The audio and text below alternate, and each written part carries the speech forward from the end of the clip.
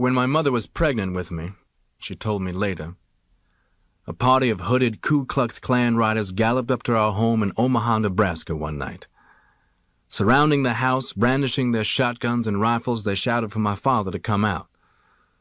My mother went to the front door and opened it. Standing where they could see her pregnant condition, she told them that she was alone with 3 small children and that my father was away preaching in Milwaukee.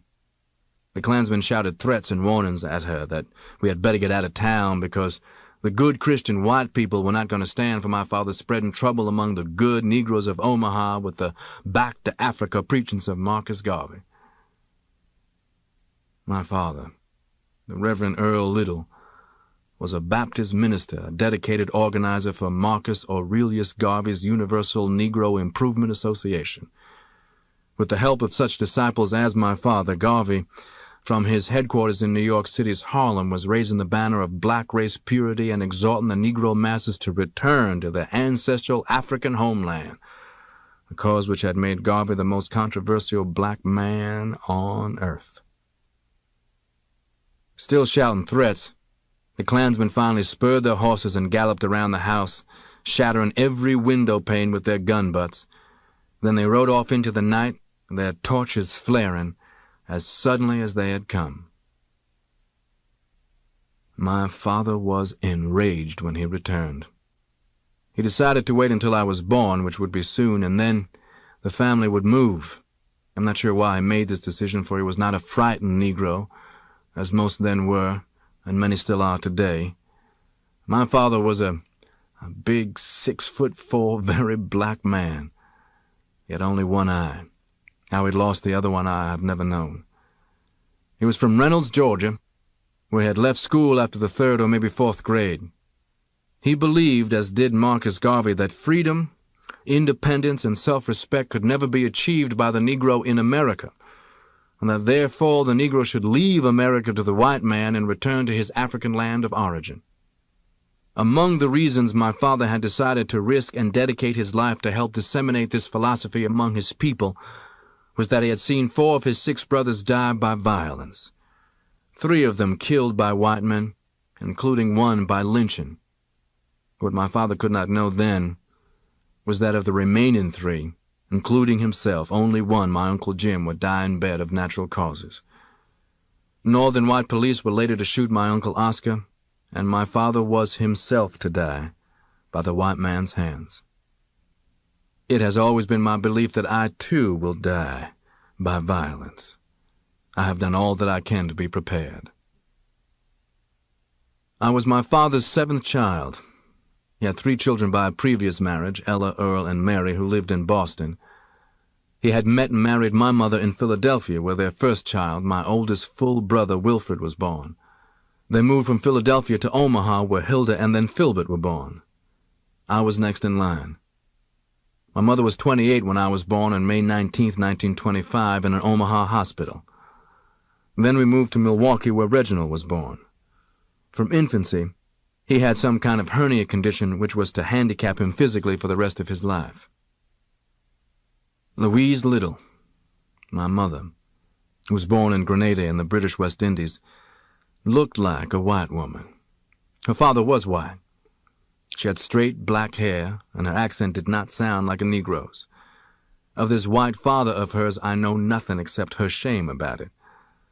I remember hearing her say she was glad that she had never seen him. It was, of course, because of him that I got my reddish-brown, marinic color of skin and my hair of the same color. I was the lightest child in our family. Out in the world later on, in Boston and New York, I was among the millions of Negroes who were insane enough to feel that it was some kind of status symbol to be light-complexioned, that one was actually fortunate to be born thus. But still later, I learned to hate every drop of that white rapist's blood that is in me. Our family stayed only briefly in Milwaukee, for my father wanted to find a place where he could raise our own food and perhaps build a business. The teaching of Marcus Garvey stressed becoming independent of the white man. We went next, for some reason, to Lansing, Michigan. My father bought a house, and soon, as had been his pattern, He was doing freelance Christian preaching in the local Negro Baptist churches, and during the week he was roaming about spreading the word of Marcus Garvey. This time, the get-out-of-town threats came from a local hate society called the Black Legion. They wore black robes instead of white. Soon nearly everywhere my father went, Black Legionnaires were reviling him as an uppity nigger for wanting to own a store, for living outside the Lansing Negro district, for spreading unrest and dissension among the good niggers. As in Omaha, my mother was pregnant again, this time with my youngest sister. Shortly after Yvonne was born came the Nightmare Night in 1929, my earliest vivid memory. I remember being suddenly snatched awake into a frightening confusion of pistol shots and shouting and smoke and flames. My father had shouted and shot at the two white men who had set the fire and were running away. Our home was burning down around us. We were lunging and bumping and tumbling all over each other trying to escape. My mother, with the baby in her arms, just made it into the yard before the house crashed in, showering sparks. I remember we were outside in the night in our underwear, crying and yelling our heads off. The white police and firemen came and stood around watching as the house burned down to the ground. My father prevailed on some of his friends to clothe and house us temporarily. Then he moved us into another house on the outskirts of East Lansing. In those days, Negroes weren't allowed after dark in East Lansing proper. There's where Michigan State University is located. I related all this to an audience of students when I spoke there in January 1963. I told them how East Lansing harassed us so much that we had to move again, this time 2 miles out of town into the country. This is where my father built for us with his own hands a 4-room house. This is where I really began to remember things, this home where I started to grow up. After the fire, I remember that my father was called in and questioned about a permit for the pistol with which he had shot at the white man who set the fire. I remember the police were always dropping by our house, shoving things around, just checking or looking for a gun. The pistol they were looking for, which they never found, and for which they wouldn't issue a permit, was sewed up inside a pillow. My father's .22 rifle and his shotgun, though, were right out in the open. Everyone had them for hunting birds and rabbits and other game. After that, my memories are of the friction between my father and mother. They seemed to be nearly always at odds. Sometimes my father would beat her. It might have had something to do with the fact that my mother had a pretty good education. Where she got it, I don't know, but an educated woman, I suppose, can't resist the temptation to correct an uneducated man. Every now and then, when she would put those smooth words on him, he would grab her. My father was also belligerent toward all of the children except me. The older ones he would beat almost savagely if they broke any of his rules, and he had so many rules it was hard to know them all. Nearly all my whippings came from my mother. I actually believe that as anti-white as my father was, he was subconsciously so afflicted with the white man's brainwashing of Negroes that he inclined to favor the light ones, and I was his lightest child. Back when I was growing up, the successful Lansing Negroes were such as waiters and bootblacks. To be a janitor at some downtown store was to be highly respected. The real elite, the big shots, the voices of the race, were the waiters at the Lansing Country Club and the shoeshine boys at the state capitol. The only Negroes who had any money were the ones in the numbers racket, or who ran gambling houses, or who in some other way lived parasitically off the poorest ones, who were the masses. No Negroes were hired then by Lansing's big Oldsmobile plant or the Rio plant. The bulk of the Negroes were either on welfare or WPA, or they starved. The day was to come when our family was so poor that we would eat the whole out of a donut. But at that time we were much better off than most town Negroes. The reason was we raised much of our own food out there in the country where we were. We were much better off than the town Negroes who would shout as my father preached for the pie in the sky and the heaven in the hereafter while the white man had his here on earth. I knew that the collections my father got from his preaching were mainly what fed and clothed us. and he also did other odd jobs, but still, the image of him that made me proudest was his crusading and militant campaigning with the word of Marcus Garvey. As young as I was then, I knew from what I overheard that my father was saying something that made him a tough man.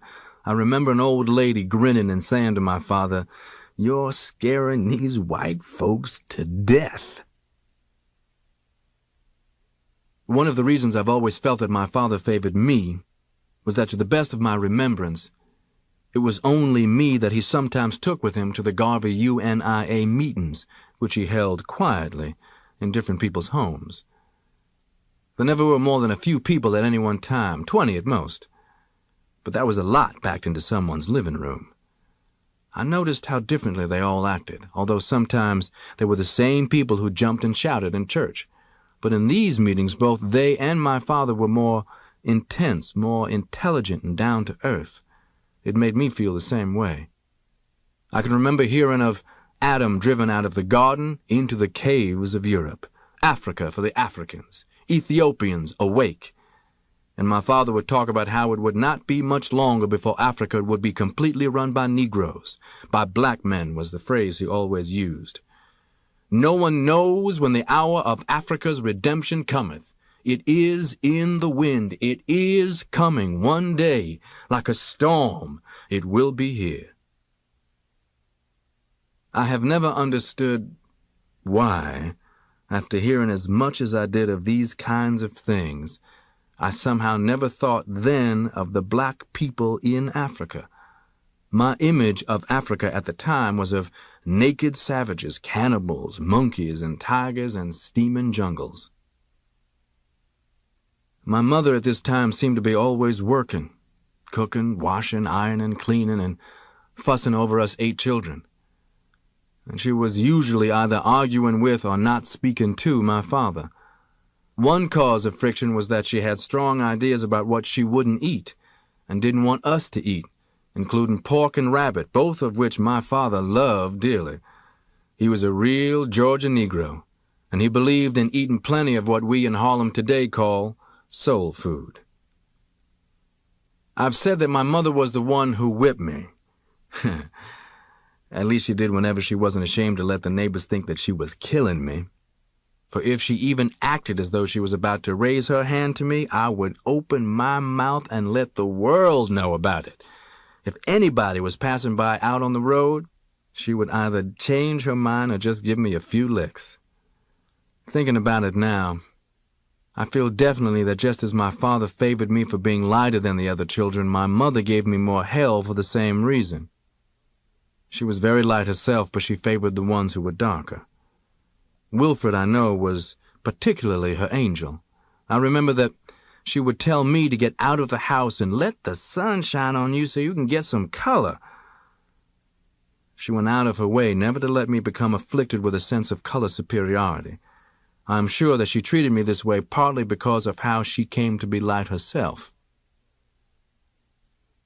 I learned early that crying out in protest could accomplish things. My older brothers and sister had started to school when sometimes they would come in and ask for a buttered biscuit or something, and my mother, impatiently, would tell them no. But I would cry out and make a fuss until I got what I wanted. I remember well how my mother asked me why I couldn't be a nice boy like Wilfred, but I would think to myself that Wilfred, for being so nice and quiet, often stayed hungry. So early in life, I had learned that if you want something, you better make some noise. Not only did we have our big garden, but we raised chickens. My father would buy some baby chicks, and my mother would raise them. We all loved chicken. That was one dish there was no argument with my father about. One thing in particular that I remember made me feel grateful toward my mother was that one day I went and asked her for my own garden, and she did let me have my own little plot. I loved it and took care of it well. I loved especially to grow peas. I was proud when we had them on our table. I would pull out the grass in my garden by hand when the first little blades came up. I would patrol the rows on my hands and knees for any worms and bugs, and I would kill and bury them. And sometimes when I had everything straight and clean for my things to grow, I would lie down on my back between two rows. I would gaze up in the blue sky at the clouds moving and think of all kinds of things. At 5, I too began to go to school, leaving home in the morning along with Wilfred, Hilda, and Filbert. It was the Pleasant Grove school that went from kindergarten through the 8th grade. It was 2 miles outside the city limits, and I guess there was no problem about our attending because we were the only Negroes in the area.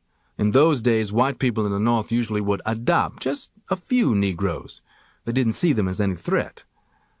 The white kids didn't make any great thing about us either. They called us nigger and darky and rastus so much that we thought those were our natural names. But they didn't think of it as an insult. It was just the way they thought about us. One afternoon in 1931, when Wilfred, Hilda, Filbert, and I came home, my mother and father were having one of their arguments. There had lately been a lot of tension around the house because of Black Legion threats. Anyway, my father had taken one of the rabbits which we were raising and ordered my mother to cook it. We raised rabbits but sold them to whites. My father had taken a rabbit from the rabbit pen. He had pulled off the rabbit's head. He was so strong, he needed no knife to behead chicken or rabbits. With one twist of his big black hands, he simply twisted off the head and threw the bleeding neck thing back at my mother's feet. My mother was crying. She started to skin the rabbit preparatory to cooking it. But my father was so angry he slammed on out of the front door and started walking up the road toward town. It was then that my mother had this vision. She had always been a strange woman in this sense and had always had a strong intuition of things about to happen. And most of her children are the same way, I think. When something is about to happen, I can feel something, sense something. I never have known something to happen that has caught me completely off guard, except once. And that was when years later I discovered facts I couldn't believe about a man who, up until that discovery, I would gladly have given my life for. My father was well up the road when my mother ran screaming out onto the porch. "Early! Early!" She screamed his name. She clutched her apron up in one hand and ran down across the yard and into the road. My father turned around. He saw her. For some reason, considering how angry he had been when he left, he waved at her. But he kept on going. She told me later, my mother did, that she had a vision of my father's end. All of the rest of the afternoon she was not herself, crying and nervous and upset. She finished cooking the rabbit and put the whole thing in the warmer part of the black stove. When my father was not back home by our bedtime, my mother hugged and clutched us, and we felt strange, not knowing what to do because she had never acted like that. I remember waking up to the sound of my mother screaming again. When I scrambled out, I saw the police in the living room. They were trying to calm her down. She had snatched on her clothes to go with them, and all of us children who were staring knew without anyone having to say it that something terrible had happened to our father. My mother was taken by the police to the hospital and to a room where a sheet was over my father in a bed, and she wouldn't look. She was afraid to look. Probably it was wise that she didn't. My father's skull on one side was crushed in, I was told later. Negroes in Lansing have always whispered that he was attacked and then laid across some tracks for a streetcar to run him over. His body was cut almost in half. He lived 2.5 hours in that condition. Negroes then were stronger than they are now, especially Georgia Negroes. Negroes born in Georgia had to be strong simply to survive. It was morning when we children at home got the word that he was dead. I was 6. I can remember a vague commotion, the house filled up with people crying, saying bitterly that the white Black Legion had finally got him. My mother was hysterical. In the bedroom, women were holding smelling salts under her nose. She was still hysterical at the funeral. I don't have a very clear memory of the funeral either. Oddly, the main thing I remember about it was that it wasn't in a church, and that surprised me, since my father was a preacher, and I had been there when he preached people's funerals in churches. But his was in a funeral home. And I remember that during the service a big black fly came down and landed on my father's face, and Wilfred sprang up from his chair and he shooed the fly away, and he came groping back to his chair. There were folding chairs for us to sit on, and the tears were streaming down his face. When we went by the casket, I remember that I thought it looked as if my father's strong black face had been dusted with flour, and I wished they hadn't put on such a lot of it. The family that Earl Little left behind faced many hardships. When a life insurance policy he had carried refused to pay, claiming the death was a suicide, the family sank quickly into debt and then onto welfare. Louise Little worked whatever jobs she could find, mostly housework and sewing for white families, and Wilfred, the oldest child, quit school and went to work. But there was never enough money, and by 1934, at the height of the Depression, the family was desperate. Growing fast, always hungry, Malcolm would sometimes steal food from stores in Lansing. He also began visiting friends and neighbors around dinner time, particularly a family named Gohannes, who were raising a nephew called Big Boy of Malcolm's age. When Malcolm was caught stealing, he became the focus of efforts by state agencies to place Louise Little's children in foster homes. Malcolm's mother made no secret of the hatred she felt for the welfare workers. She deeply resented their frequent visits and became incensed when she discovered that they had already made initial arrangements for Malcolm to live with the Gohannes. The welfare workers began to suggest to the children that their mother might be losing her mind. It was about this time that a large, dark man from Lansing began visiting. I don't remember how or where he and my mother met. It may have been through some mutual friends. I don't remember what his profession was. In 1935 in Lansing, Negroes didn't have anything you could call a profession. But the man, big and black, looked something like my father. I can remember his name, but there's no need to mention it. He was a single man, and my mother was a widow, only 36 years old. The man was independent. Naturally, she admired that. She was having a hard time disciplining us, and a big man's presence alone would help. And if she had a man to provide, it would send the state people away forever. We all understood without ever saying much about it. Or at least we had no objection. We took it in stride, even with some amusement among us, that when the man came, our mother would be all dressed up in the best that she had. She was still a good-looking woman, and she would act differently, light-hearted and laughing, as we hadn't seen her act in years. It went on for about a year, I guess, and then, about 1936 and 1937, the man from Lansing jilted my mother suddenly. He just stopped coming to see her. From what I later understood, he finally backed away from taking on the responsibility of those 8 mouths to feed. He was afraid of so many of us. To this day, I can see the trap that Mother was in, saddled with all of us. I can also understand why he would shun taking on such a tremendous responsibility. But it was a terrible shock to her. It was the beginning of the end of reality for my mother. And she began to sit around and walk around talking to herself, almost as though she was unaware that we were there.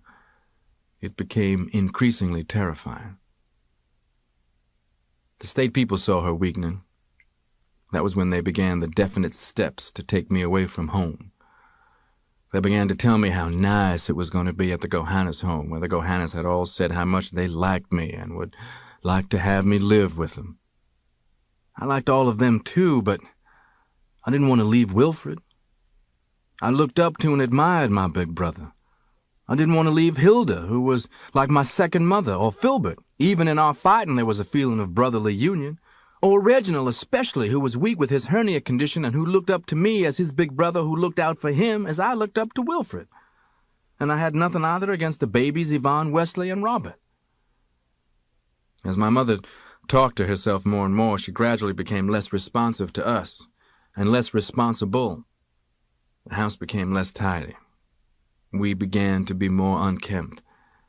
And usually now, Hilda cooked. We children watched our anchor giving way. It was something terrible that you couldn't get your hands on, yet you couldn't get away from. It was a sensing that something bad was going to happen. We younger ones leaned more and more heavily on the relative strength of Wilfred and Hilda, who were the oldest. When finally I was sent to the Gohannes house, at least in a surface way, I was glad. I remember that when I left home with the state man, my mother said one thing: "Don't let them feed him any pig." It was better in a lot of ways at the Gohannes. Big Boy and I shared his room together, and we hit it off nicely. He just wasn't the same as my blood brothers. The Gohannes were very religious people. Big Boy and I attended church with them. They were sanctified holy rollers now. The preachers and congregations jumped even higher and shouted even louder than the Baptists I had known. They sang at the top of their lungs and swayed back and forth and cried and moaned and beat on tambourines and chanted. It was spooky, with ghosts and spirituals and haints seeming to be in the very atmosphere when finally we all came out of the church going back home. Mr. Gohannes was close cronies with some of the other men who, some Saturdays, would take me and Big Boy with them hunting rabbits. I had my father's .22 caliber rifle. My mother had said it was all right for me to take it with me.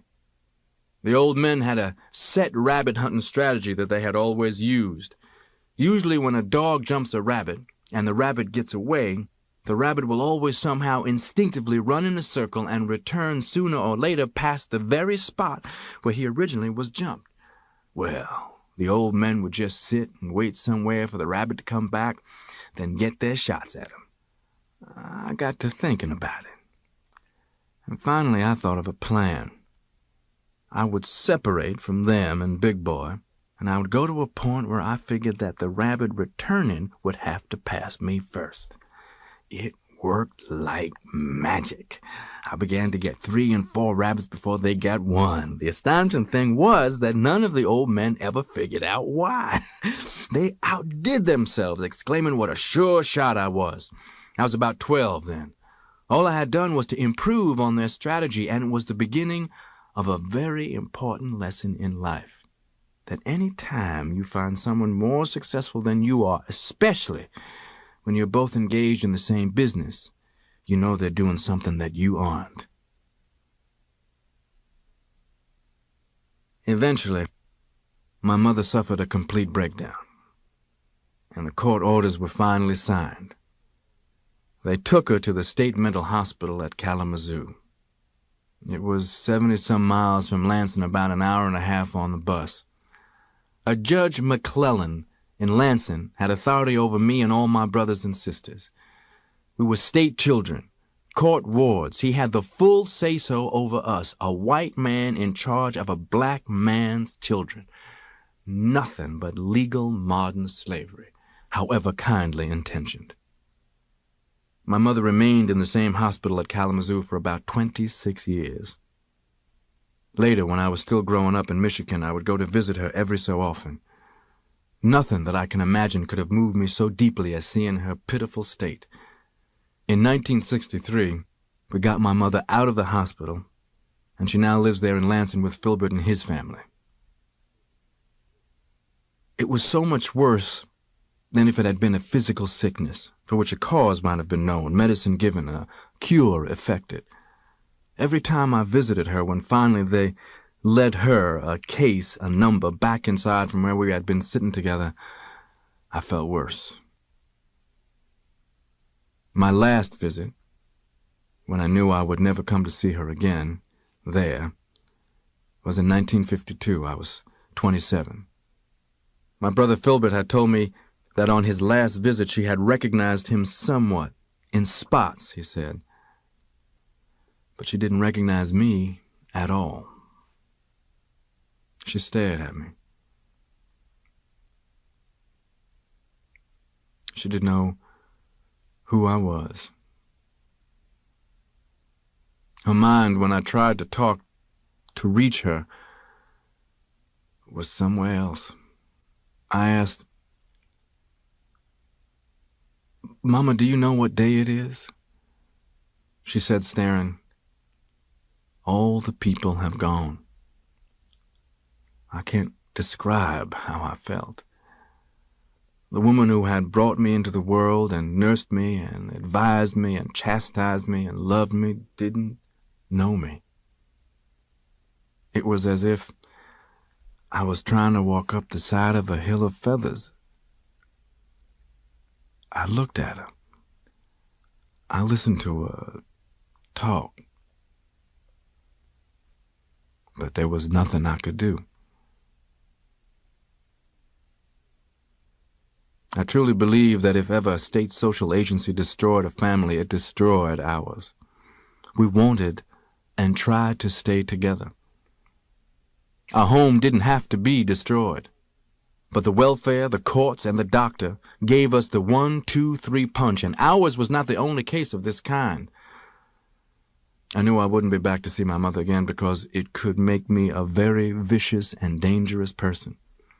Knowing how they had looked at us as numbers and as a case in their book, not as human beings. And knowing that my mother in there was a statistic that didn't have to be, that existed because of a society's failure, hypocrisy, greed, and lack of mercy and compassion. Hence, I have no mercy or compassion in me for a society that will crush people and then penalize them for not being able to stand up under the weight. I have rarely talked to anyone about my mother, for I believe that I am capable of killing a person without hesitation who happened to make the wrong kind of remark about my mother. So I purposely don't make any opening for some fool to step into. Back when our family was destroyed in 1937, Wilfred and Hilda were old enough so that the state let them stay on their own in the big 4-room house that my father had built. Filbert was placed with another family in Lansing, a Mrs. Hackett, while Reginald and Wesley went to live with a family called Williams, who were friends of my mother's, and Yvonne and Robert went to live with a West Indian family named McGuire. Separated though we were, all of us maintained fairly close touch around Lansing, in school and out, whenever we could get together. Despite the artificially created separation and distance between us, we still remained very close in our feelings toward each other. Not long after this, I came into a classroom with my hat on. I did it deliberately. The teacher, who was white, ordered me to keep the hat on and to walk around and around the room until he told me to stop. That way, he said, everyone can see you. Meanwhile, we'll go on with the class for those who are here to learn something. I was still walking around when he got up from his desk and turned to the blackboard to write something on it. Everyone in the classroom was looking when at this moment I passed behind his desk, snatched up a thumbtack, and deposited it in his chair. When he turned to sit back down, I was far from the scene of the crime, circling around the rear of the room. Then he hit the tack, and I heard him holler and caught a glimpse of him spraddling up as I disappeared through the door. With my deportment record, I wasn't really shocked when the decision came that I had been expelled. I guess I must have had some vague idea that if I didn't have to go to school, I'd be allowed to stay on with the Gohannas and wander around town or maybe get a job if I wanted one for pocket money. But I got rocked on my heels when a state man whom I hadn't seen before came and got me at the Gohannas and took me down to court. They told me I was going to reform school. I was still 13 years old. Malcolm was sent to live in a detention home in Mason, a small town about 12 miles from Lansing. There he became, as he called it, the mascot of the couple who ran the home, a Mr. and Mrs. Swirlin. The Swirlins were clearly impressed with Malcolm's intelligence. They gave him small jobs to do around their house and eventually got him a job washing dishes in a local restaurant. But they often spoke disparagingly of niggers in front of him, as if he weren't there. The same way, Malcolm X wrote, people would talk freely in front of a pet canary.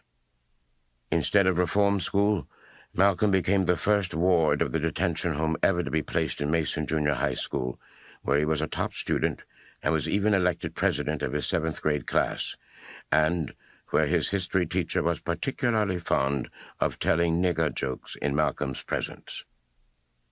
When Malcolm told his English teacher, whom he had regarded as a friend and advisor, that he'd like to be a lawyer one day, the instructor told him, "That's no realistic goal for a nigger.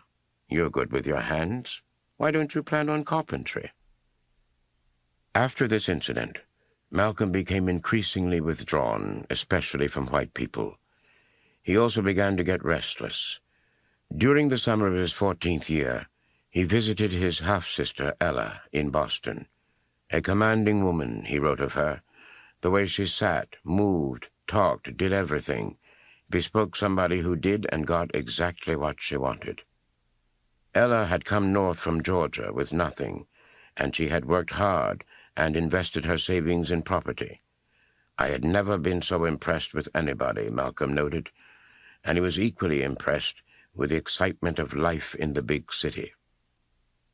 When he finished 8th grade at Mason Junior High, he left Michigan and moved into Ella's house in the Wambeck and Humboldt Avenue Hill section of Roxbury, Boston's largest black neighborhood. The Hill, as it was known, was considered an exclusive area where many black professionals lived: teachers, preachers, Pullman porters, bank janitors, and other members of the black community's elite. Ella told Malcolm to enjoy himself, to get to know the neighborhood, and when the time was right, she'd help him find a job. But Malcolm was not attracted to the status of the Hill.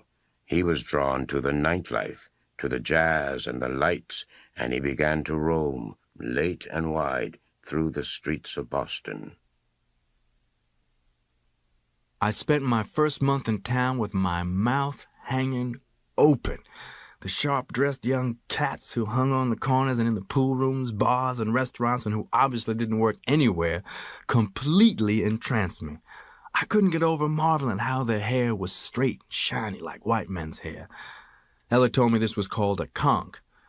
I had never tasted a sip of liquor, never even smoked a cigarette, and here I saw little black children 10 and 12 years old shooting craps, playing cards, fighting, getting grown-ups to put a penny or a nickel on their number for them, things like that.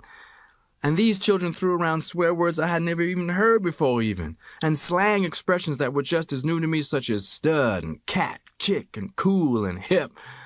Every night as I lay in bed, I turned these new words over in my mind. It was shocking to me that in town, especially after dark, you'd occasionally see a white girl and a Negro man strolling arm in arm along the sidewalk, and mixed couples drinking in the neon-lighted bars, not slipping off to some dark corner, as in Lansing. I wanted to find a job myself to surprise Ella. One afternoon, something told me to go inside a pool room whose window I was looking through. I'd looked through that window many times. I wasn't yearning to play pool. In fact, I had never held a cue stick. But I was drawn by the sight of the cool-looking cat standing around inside, bending over the big green felt-top tables, making bets and shooting the bright-colored balls into the holes. As I stared through the window this particular afternoon, something made me decide to venture inside and talk to a dark, stubby, conch-headed fellow who racked up balls for the pool players, whom I'd heard called Shorty. One day, he had come outside and seen me standing there, and he said, "Hi, Red." So that made me figure he was friendly. As inconspicuously as I could, I slipped inside the door and around the side of the pool room, avoiding people, and on to the back where Shorty was filling an aluminum can with the powder that pool players dust on their hands. He looked up at me. Later on, Shorty would enjoy teasing me about how, with that first glance, he knew my whole story. "Man, that cat still smelled country," he'd say, laughing.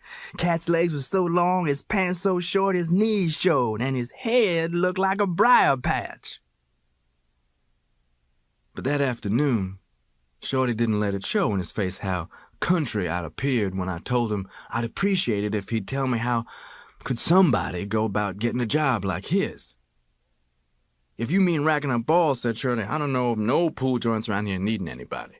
"You mean you just want any slave you can find?" A slave meant work, a job. He asked me what kind of work I had done. I told him that I'd washed restaurant dishes in Mason, Michigan. He nearly dropped that powder can. "My homeboy, man, give me some skin. I'm from Lansing." I never told Shorty, and he never suspected that he was about 10 years older than I. He took us to be about the same age. First, I would have been embarrassed to tell him. Later, I just never bothered. Shorty had dropped out of first-year high school in Lansing, lived a while with an uncle and aunt in Detroit, and had spent the last 6 years living with his cousin in Roxbury. But when I mentioned the names of Lansing people and places, he remembered many, and pretty soon we sounded as if we had been raised in the same block. I could sense Shorty's genuine gladness, and I don't have to say how lucky I felt to find a friend as hip as he obviously was. "Man, this is a swinging town if you dig it," Shorty said. "You're my homeboy. I'm going to school you to the happenings." I stood there and grinned like a fool. "You got to go anywhere now?" "Well, stick around till I get off." One thing I liked immediately about Shorty was his frankness. When I told him where I lived, he said what I already knew, that nobody in town could stand the hill Negroes. But he thought a sister who gave me a pad, not charging me rent, not even running me out to find some slave, couldn't be all bad. Shorty's slave in the pool room, he said, was just to keep ends together while he learned his horn. A couple of years before, he'd hit the numbers and bought a saxophone. "Got it right here in the closet now for my lesson tonight." Shorty was taking lessons with some other studs, and he intended one day to organize his own small band. "There's a lot of bread to be made gigging right around here in Roxbury," Shorty explained to me. "I don't dig joining some big band one night and all over just to say I played with Count or Duke or somebody." I thought that was smart. I wished I had studied a horn, but I'd never been exposed to one. Through the afternoon, Shorty introduced me to players and loungers. "My homeboy," he'd say. "He's looking for a slave if you hear anything." They all said they'd look out. At 7 o'clock, when the night ball racket came on, Shorty told me he had to hurry to a saxophone lesson. But before he left, he held out to me the $6 or $7 he had collected that day in nickel and dime tips. "You got enough bread, homeboy?" I was okay, I told him. I had $2. But Shorty made me take 3 more. "A little fattening for your pocket," he said. Before we went out, he opened his saxophone case and showed me the horn. It was gleaming brass against the green velvet, an alto sax. He said, "Keep cool, homeboy, and come back tomorrow. Some of the cats will turn you up a slave." Malcolm's first big city job was shining shoes at the Roseland State Ballroom. Besides dancers and drunks, he shined the shoes of Count Basie, Duke Ellington, Cootie Williams, Lionel Hampton, and many other famous musicians who played the Roseland. He also learned his first hustles there, setting up white customers with black whores and selling liquor and reefers on the side. Shorty showed Malcolm the wonders of buying on credit. Malcolm bought his first zoot suit, and when his hair grew long enough, Shorty decided it was time for Malcolm's first conch. I took the little list of ingredients he had printed out for me and went to a grocery store where I got a can of Red Devil Lye, 2 eggs, and 2 medium-sized white potatoes. Then at a drugstore near the pool room, I asked for a large jar of Vaseline, a large bar of soap, a large tooth comb, and a fine tooth comb, one of those rubber hoses with a metal spray head, a rubber apron, and a pair of gloves. "Gonna lay on that first conch?" the drugstore man asked me. I proudly told him, grinning, "Right." Shorty paid $6 a week for a room in his cousin's shabby apartment. His cousin wasn't at home. "It's like the pad's mine, he spends so much time with his woman," Shorty said. "Now, you watch me." He peeled the potatoes and thin-sliced them into a quart-sized mason fruit jar, then started stirring them with a wooden spoon as he gradually poured in a little over half the can of lye. "Never use a metal spoon. The lye will turn it black," he told me. A jelly-like, starchy-looking glop resulted from the lye and potatoes, and Shorty broke in the 2 eggs, stirring real fast, his own conch and dark face bent down close. The congoline turned pale yellowish. "Feel the jar," Shorty said. I cupped my hand against the outside and snatched it away. "Damn right, it's hot. That's the lye," he said. "So you know it's gonna burn when I come in, and it burns bad. But the longer you can stand it, the straighter the hair." He made me sit down, and he tied the string of the new rubber apron tightly around my neck and combed up my bush of hair. Then from the big Vaseline jar, I took a handful and massaged it hard all through my hair and into the scalp. He also thickly Vaselined my neck, ears, and forehead. "When I get to washing out your head, be sure to tell me anywhere you feel any stinging," Shorty warned me, washing his hands and then pulling on rubber gloves and tying on his own rubber apron. "You always got to remember that any congoline left in burns a saw into your head." The congoline just felt warm when Shorty started combing it in. But then my head caught fire. I gritted my teeth and tried to pull the sides of the kitchen table together. The comb felt as if it was raking my skin off. My eyes watered, my nose was running. I couldn't stand it any longer. I bolted to the wash basin. I was cursing Shorty with every name I could think of when he got the spray going and started soap lathering my head. He lathered and spray rinsed maybe 10 or 12 times, each time gradually closing the hot water faucet until the rinse was cold, and that helped some. "You feel any stinging spots?" "Nah," I managed to say. My knees were trembling. "Sit back down, then. I think we got it all out okay." The flame came back as Shorty with a thick towel started drying my head, rubbing hard. "Easy, man, easy," I kept shouting. First time's always the worst. You get used to it better before long. "You took it real good, homeboy. You got a good conk." When Shorty let me stand up and see in the mirror, my hair hung down in limp, damp strands. My scalp still flamed, but not as badly. I could bear it. He draped the towel around my shoulders over my rubber apron and began again vaselining my hair. I could feel him combing, straight back, first the big comb, then the fine-toothed one. Then he was using a razor very delicately on the back of my neck, then finally shaping the sideburns. My first view in the mirror blotted out the hurtin'. I'd seen some pretty conks, but when it's the first time on your own head, the transformation after a lifetime of kinks is staggering. The mirror reflected Shorty behind me. We both were grinning and sweating, and on top of my head was this thick, smooth sheen of shining red hair, real red, as straight as any white man's. How ridiculous I was. Stupid enough to stand there simply lost in admiration of my hair now looking white, reflected in the mirror in Shorty's room. I vowed that I'd never again be without a conk, and I never was for many years. This was my first really big step towards self-degradation.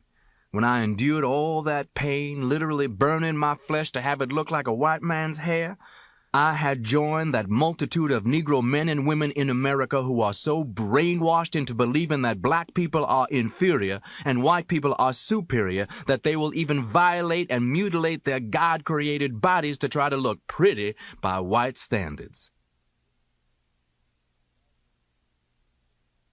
Malcolm moved easily into the hip city life of the Boston ghetto. He spoke the jive, drank the liquor, smoked the reefers and cigarettes, and he learned to dance. Lindy hopping was the craze of the day, and Malcolm became a Lindy hopping star. At 16, he acquired the ultimate black hipster status symbol, a white woman. Sophia, as he called her, it was not her real name, was vague about her background, but she was clearly well off and infatuated with black men, especially Malcolm. For months, he paraded her through the black bars and clubs. Through his sister Ella, Malcolm landed a new job selling sandwiches on the Yankee Clipper, the train that ran from Boston to New York.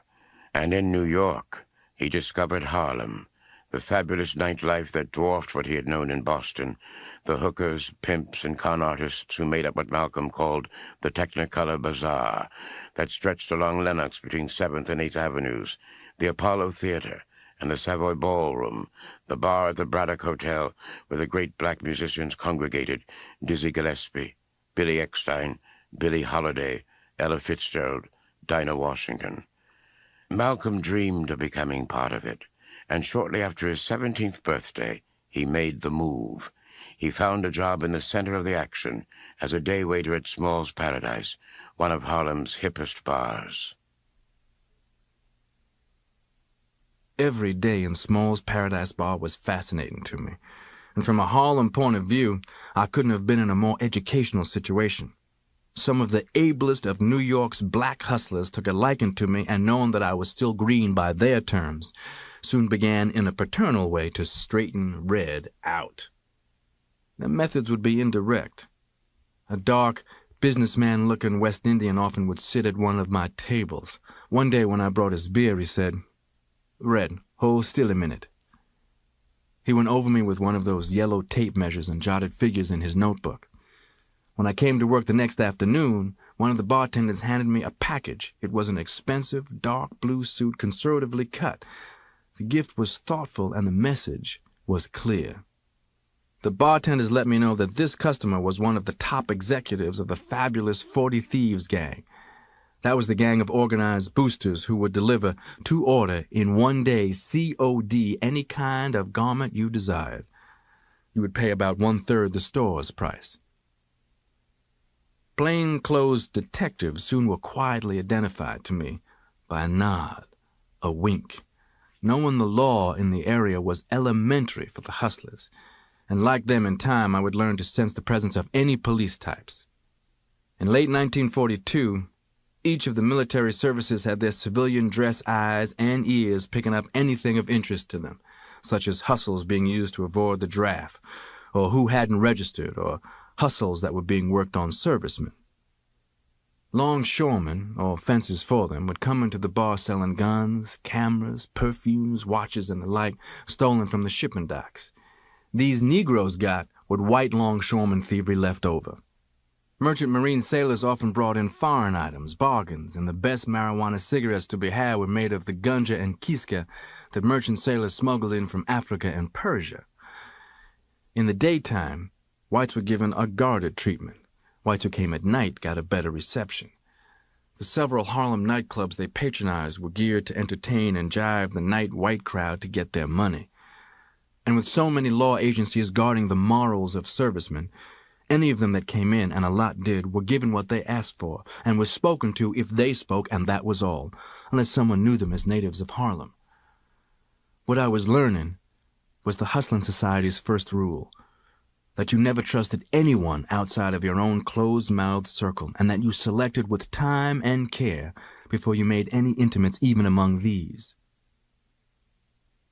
The bartenders would let me know which among the regular customers were mostly fronts, which really had something going, which were really in the underworld with downtown police or political connections, which really handled some money, and which were making it from day to day, which were the real gamblers, and which had just hit a little luck, and which ones never to run afoul of in any way. The latter were extremely well known about Harlem, and they were feared and respected. It was known that if upset, they would break open your head and think nothing of it.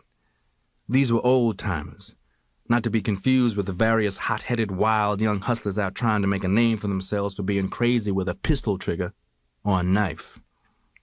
The old heads that I'm talking about were such as Black Sammy, Bub Hewlett, King Padmore, and West Indian Archie.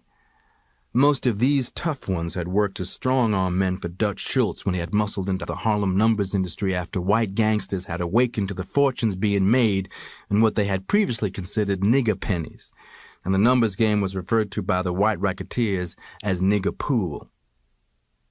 Those tough Negroes' heyday had been before the big 1931 Seabury investigation that started Dutch Schultz on the way out, until his career ended with his 1934 assassination. I heard stories of how they had persuaded people with lead pipes, wet cement, baseball bats, brass knuckles, fists, feet, and blackjacks. Nearly every one of them had done some time and had come back on the scene and since had worked as top runners for the biggest bankers who specialized in large bettors. There seemed to be an understanding that these Negroes and the tough black cops never clashed. I guess both knew that someone would die. They had some bad black cops in Harlem, too. The 4 horsemen that worked Sugar Hill, I remember the worst one had freckles. There was a tough quartet. The biggest, blackest, worst cop of them all in Harlem was the West Indian Brisbane. Negroes crossed the street to avoid him when he walked his 125th Street and 7th Avenue beat. When I was in prison, someone brought me a story that Brisbane had been shot to death by a scared, nervous young kid who hadn't been up from the South long enough to realize how bad Brisbane was. The world's most unlikely pimp was Cadillac Drake. He was shiny, bald-headed, built like a football. He used to call his huge belly the Chippy's playground. Cadillac had a string of about a dozen of the stringiest, scrawniest black and white street prostitutes in Harlem. Just about the complete opposite of Cadillac was the young, smooth, independent acting pimp, Sammy the Pimp. Sammy and I became in time each other's closest friend. Sammy, who was from Kentucky, was a cool, collected expert in his business, and his business was women. Like Cadillac, he too both had black and white women out making his living. But Sammy's women, who would come into Small sometimes looking for him to give him money and have him buy them a drink, were about as beautiful as any prostitutes who operated anywhere, I'd imagine. There was a big fat pimp we called Dollar Bill. He loved to flash his Kansas City roll, probably 50 $1 bills folded with a 20 on the inside and a $100 bill on the outside. We always wondered what Dollar Bill would do if someone ever stole his $100 cover.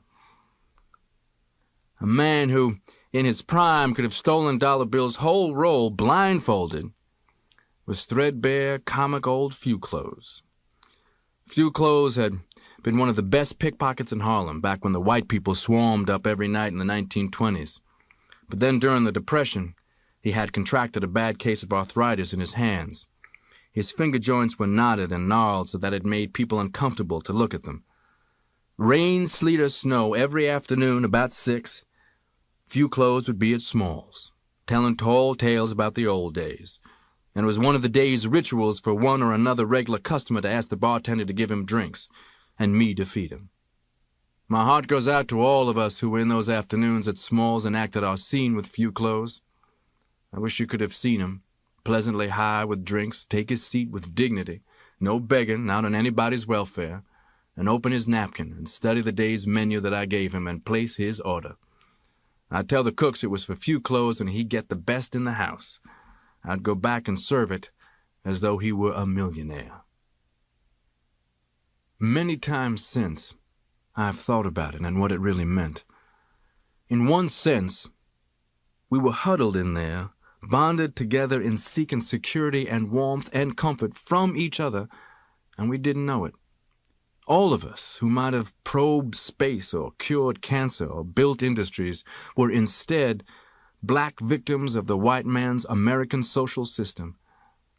In another sense, the tragedy of the once master pickpocket made him, for those brother old-timer hustlers, a there but for the grace of God symbol.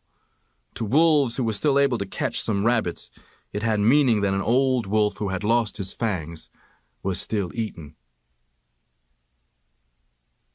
When I had been around Harlem long enough to show signs of permanence, inevitably I got a nickname that would identify me beyond any confusion with two other red-conked and well-known Reds who were around. I'd met them both. In fact, later on I'd worked with them both. One, St. Louis Red, was a professional armed robber. When I was sent to prison, he was serving time for trying to stick up a dining car steward on a train between New York and Philadelphia. He was finally freed. Now I hear he's in prison for a New York City jewel robbery. The other was Chicago Red. We became good buddies in a speakeasy where later on I was a waiter. Chicago Red was the funniest dishwasher on this earth. Now he's making his living being funny as a nationally known stage and nightclub comedian. I don't see any reason why old Chicago Red would mind me telling that he is Red Fox. Anyway, before long my nickname happened. Just when, I don't know, but people, knowing I was from Michigan, would ask me what city. Since most New Yorkers had never heard of Lansing, I would say Detroit. Gradually I began to be called Detroit Red, and it stuck. One afternoon in early 1943, before the regular 6 o'clock crowd had gathered, a black soldier sat drinking by himself at one of my tables. He must have been there an hour or more. He looked dumb and pitiful and just up from the deep South. The fourth or fifth drink I served this soldier, wiping the table, I bent over close and asked him if he wanted a woman. I knew better. It wasn't only Small's Paradise Law, it was the law of every tavern that wanted to stay in business. Never get involved with anything that could be interpreted as impairing the morals of servicemen or any kind of hustling off them.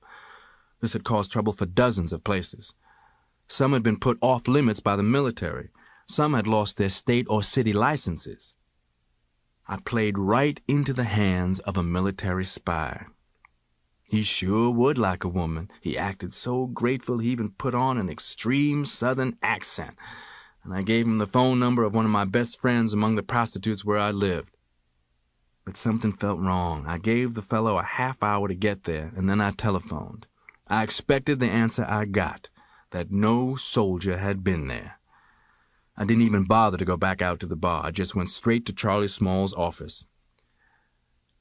"I just did something, Charlie," I said. "I don't know why I did it." And I told him. Charlie looked at me. "I wish you hadn't done that, Red." We both knew what he meant. When the West Indian plainclothes detective Joe Baker came in, I was waiting. I didn't even ask him any questions. When we got to the 135th Street precinct, it was busy with police in uniform and the MPs with soldiers in tow. I was recognized by some other detectives who, like Joe Baker, sometimes dropped in at Smalls. Two things were in my favor. I'd never given the police any trouble, and when that black spy soldier had tried to tip me, I had waved it away, telling him I was just doing him a favor. They must have agreed that Joe Baker should just scare me. I didn't know enough to be aware that I wasn't taken to the desk and booked. Joe Baker took me back inside of the precinct building into a small room. In the next room, we could hear somebody getting whipped. "Whop! Whop!" He'd cry out, "Please, oh please don't beat my face, that's how I make my living." I knew that it was some pimp. "Whop! Whop! Please, please." More bitter than getting fired, I was barred from Smalls. I could understand. Even if I wasn't actually what was called hot, I was now going to be under surveillance, and the Small brothers had to protect their business. Sammy proved to be my friend in need. He put word on the wire for me to come over to his place. I'd never been there. His place seemed to me a small palace. His women really kept him in style. While we talked about what kind of a hustle I should get into, Sammy gave me some of the best marijuana I'd ever used. Various numbers controllers, Small's regulars, had offered me jobs as a runner, but that meant I would earn very little until I could build up a clientele. Pimping, as Sammy did, was out. I felt I had no abilities in that direction, and that I'd certainly starve to death trying to recruit prostitutes. Peddling reefers, Sammy and I pretty soon agreed, was the best thing. It was a relatively uninvolved, lone wolf type of operation, and one in which I could make money immediately. For anyone with even a little brains, no experience was needed, especially if one had any knack at all with people. Both Sam and I knew some merchant seamen and others who could supply me with loose marijuana. And musicians, among whom I had so many good contacts, were the heaviest consistent market for reefers. And then, musicians also used the heavier narcotics if I later wanted to graduate to them. That would be more risky, but also more money. Handling heroin and cocaine could earn one hundreds of dollars a day, but it required a lot of experience with the narcotics squad for one to be able to last long enough to make anything. I'd been around long enough either to know or to spot instinctively most regular detectives and cops, though not the narcotics people. And among the Smalls veteran hustler regulars, I had a variety of potentially helpful contacts. This was important because just as Sammy could get me supplied with marijuana, a large facet of any hustler's success was knowing where he could get help when he needed it. The help could involve police and detectives as well as higher-ups. But I hadn't yet reached that stage, so Sammy staked me, about $20 I think it was. Later that same night, I knocked at his door and gave him back his money and asked him if I could lend him some. I'd gone straight from Sammy's to a supplier he had mentioned. I got just a small amount of marijuana, and I got some of the paper to roll up my own sticks. I was able to make enough of them so that, after selling them to musicians I knew at the Braddock Hotel, I could pay back Sammy and have enough profit to be in business. And those musicians, when they saw their buddy and their fan in business, my man, Crazy Red. I kept turning over my profit, increasing my supplies, and I sold reefers like a wild man. I scarcely slept. I was wherever musicians congregated. A roll of money was in my pocket. Every day I cleared at least $50 or $60. In those days, this was a fortune to a 17-year-old Negro. I felt for the first time in my life that great feeling of free. Suddenly now, I was the peer of the other young hustlers I had admired. Around Harlem, the narcotics squad detectives didn't take long to find out I was selling reefers, and occasionally one of them would follow me. Many a peddler was in jail because he had been caught with the evidence on his person. I figured a way to avoid that. The law specified that if the evidence wasn't actually in your possession, you couldn't be arrested. Hollowed-out shoe heels, fake hat linings, these things were old stuff to the detectives. I carried about 50 sticks in a small package inside my coat, under my armpit, keeping my arm flat against my side. Moving about, I kept my eyes open. If anybody looked suspicious, I'd quickly cross the street or go through a door or turn a corner, loosening my arm enough to let the package drop. At night, when I usually did my selling, any suspicious person wouldn't be likely to see the trick. If I decided I had been mistaken, I'd go back and get my sticks. However, I lost many a stick this way. Sometimes I knew I had frustrated a detective, and I kept out of the courts. One morning, though, I came in and found signs that my room had been entered. I knew it had been detectives. I'd heard too many times how if they couldn't find any evidence, they would plant some, where you would never find it, then they'd come back in and find it. I didn't even have to think twice what to do. I packed my few belongings and never looked back. When I went to sleep again, it was in another room. It was then that I began carrying a little .25 automatic. I got it for some reefers from an addict who I knew had stolen it somewhere. I carried it pressed under my belt right under the center of my back. Someone had told me that the cops never hit there in a routine pat-and down, and unless I knew who I was with, I never allowed myself to get caught in any crush of people.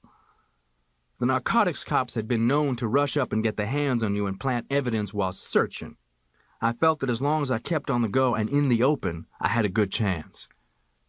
I don't know now what my real thoughts were about carrying the pistol, but I imagine I felt that I wasn't going to get put away if somebody tried framing me in any situation that I could help. I sold less than before because of having to be so careful consumed so much time.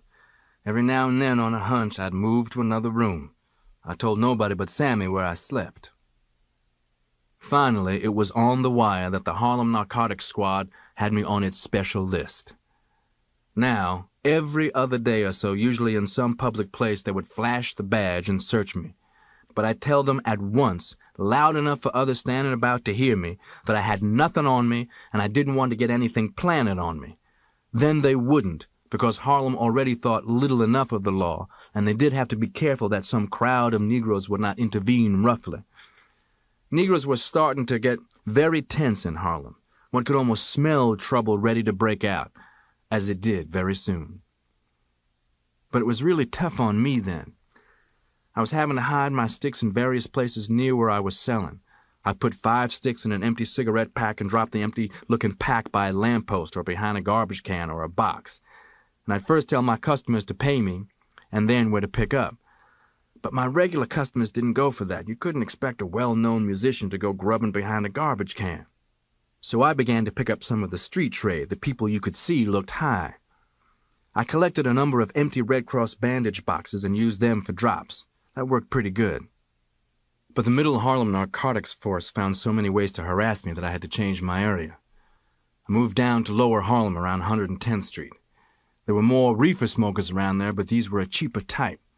This was the worst of the ghetto, the poorest people, the ones who in every ghetto kept themselves narcotized to keep from having to face their miserable existence. I didn't last long down there either. I lost too much for my product.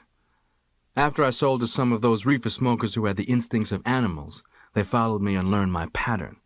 They'd dart out of a doorway, I'd drop my stuff, and they would be on it like a chicken on corn. When you become an animal, a vulture in the ghetto, as I had become, you enter a world of animals and vultures. It becomes truly the survival of only the fittest. Soon I found myself borrowing little stakes from Sammy, from some of the musicians, enough to buy supplies, enough to keep high myself, enough sometimes just to eat. Then Sammy gave me an idea. "Red, you still got your old railroad identification?" I did have it. They hadn't taken it back. "Well, why don't you use it to make a few runs until the heat cools?" He was right. I found that if you walked up and showed a railroad line's employee identification card, the conductor, even a real cracker if you approached him right, not begging, would just wave you aboard. And when he came around, he would punch you one of those little coach seat slips to ride wherever the train went. The idea came to me that this way I could travel all over the East Coast selling reefers among my friends who were on tour with their bands. I had the New Haven identification. I worked a couple of weeks for other railroads to get their identification, and then I was set. In New York, I rolled and packed a great quantity of sticks and sealed them into jars. The identification card worked perfectly. If you persuaded the conductor you were a fellow employee who had to go home on some family business, he just did the favor for you without a second thought. Most whites don't give a Negro credit for having sense enough to fool them, or nerve enough. I'd turn up in towns where my friends were playing. Red! I was an old friend from home. In the sticks, I was somebody from the Braddock Hotel. My man, Daddy-O! And I had Big Apple reefers. Nobody had ever heard of a traveling reefer peddler. I followed no particular band. Each band's musicians knew the other band's one-nighter touring schedules. When I ran out of supplies, I'd return to New York and I'd load up, then hit the road again. Auditoriums or gymnasiums all lighted up, the band's chartered bus outside, the dressed-up, excited local dancers pouring in. At the door, I'd announce that I was some bandman's brother. In most cases, they thought I was one of the musicians. Throughout the dance, I'd show the country folks some plain and fancy lindy hopping. Sometimes I'd stay overnight in a town. Sometimes I'd ride the band's bus to the next stop. Sometimes back in New York, I would stay a while. Things had cooled down. Word was around that I had left town, and the narcotics squad was satisfied with that. In some of the small towns, people thinking I was with the band even mobbed me for autographs. Once in Buffalo, my suit was nearly torn off. My brother Reginald was waiting for me one day when I pulled into New York. The day before, his merchant ship had put into port over in New Jersey. Thinking I still worked at Small's, Reginald had gone there, and the bartenders had directed him to Sammy, who put him up. It felt good to see my brother. It was hard to believe that he was once the little kid who tagged after me. Reginald now was almost 6 feet tall, but still a few inches shorter than me. His complexion was darker than mine, but he had greenish eyes and a white streak in his hair, which was otherwise dark reddish, something like mine. I took Reginald everywhere, introducing him. Studying my brother, I liked him. He was a lot more self-possessed than I had been at 16. I didn't have a room right at the time, but I had some money, so did Reginald, and we checked into the St. Nicholas Hotel on Sugar Hill. It has since been torn down. Reginald and I talked all night about the Lansing years, about our family. I told him things about our father and mother that he couldn't remember. Then Reginald filled me in on our brothers and sisters. Wilfred was a trade instructor at Wilberforce University. Hilda, still in Lansing, was talking of getting married, so was Filbert. Reginald and I were the next two in line, and Yvonne, Wesley, and Robert were still in Lansing in school. Reginald and I laughed about Filbert, who the last time I had seen him had gotten deeply religious. He wore one of those round straw hats. Reginald's ship was in for about a week getting some kind of repairs on its engines. I was pleased to see that Reginald, though he said little about it, admired my living by my wits. Reginald dressed a little too loudly, I thought. I got a reefer customer of mine to get him a more conservative overcoat and suit. I told Reginald what I had learned, that in order to get something, you had to look as though you already had something. Before Reginald left, I urged him to leave the Merchant Marine and I would help him get started in Harlem. I must have felt that having my kid brother around me would be a good thing. Then there would be two people I could trust. Sammy was the other. Reginald was cool. At his age, I would have been willing to run behind the train to get to New York and to Harlem. But Reginald, when he left, said, I'll think about it. Not long after Reginald left, I dragged out the wildest zoot suit in New York. This was 1943. The Boston Draft Board had written me at Ella's, and when they had no results there, had notified the New York Draft Board, and in care of Sammy, I received Uncle Sam's greetings. In those days, only 3 things in the world scared me: jail, a job, and the Army. I had about 10 days before I was to show up at the induction center. I went right to work. The Army intelligence soldiers, those black spies in civilian clothes, hung around in Harlem with their ears open for the white man downtown. I knew exactly where to start dropping the word. I started noising around that I was frantic to join the Japanese Army. When I sensed that I had the ears of the spies, I would talk and act high and crazy. A lot of Harlem hustlers actually had reached that state, as I would later.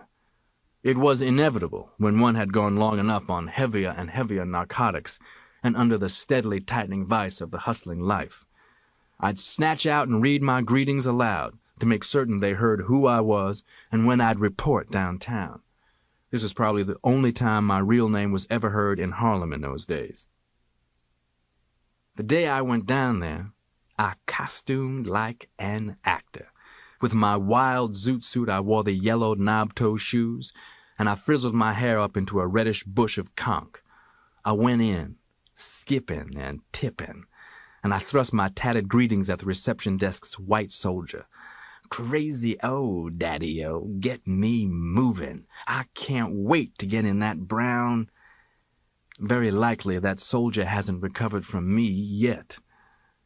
They had their wire on me from uptown, all right, but they still put me through the line. In that big starting room were 40 or 50 other prospective inductees. The room had fallen vacuum quiet with me running my mouth a mile a minute, talking nothing but slang. I was going to fight on all fronts. I was going to be a general, man, before I got done. Such talk as that. Most of them were white, of course. The tender-looking ones appeared ready to run from me. Some others had that vinegary, worst kind of nigger look, and a few were amused seeing me as the Harlem jigaboo archetype. Also amused were some of the room's 10 or 12 Negroes. But the stony-faced rest of them looked as if they were ready to sign up to go off killing somebody. They would have liked to start with me.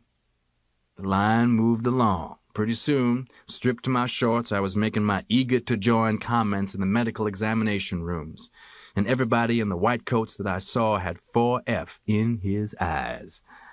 I stayed in the line longer than I expected before they siphoned me off. One of the white coats accompanied me around a turning hallway. I knew we were on the way to a head shrinker, the army psychiatrist. The receptionist there was a Negro nurse. I remember she was in her early 20s and not bad to look at. She was one of those Negro firsts. Negroes know what I'm talking about.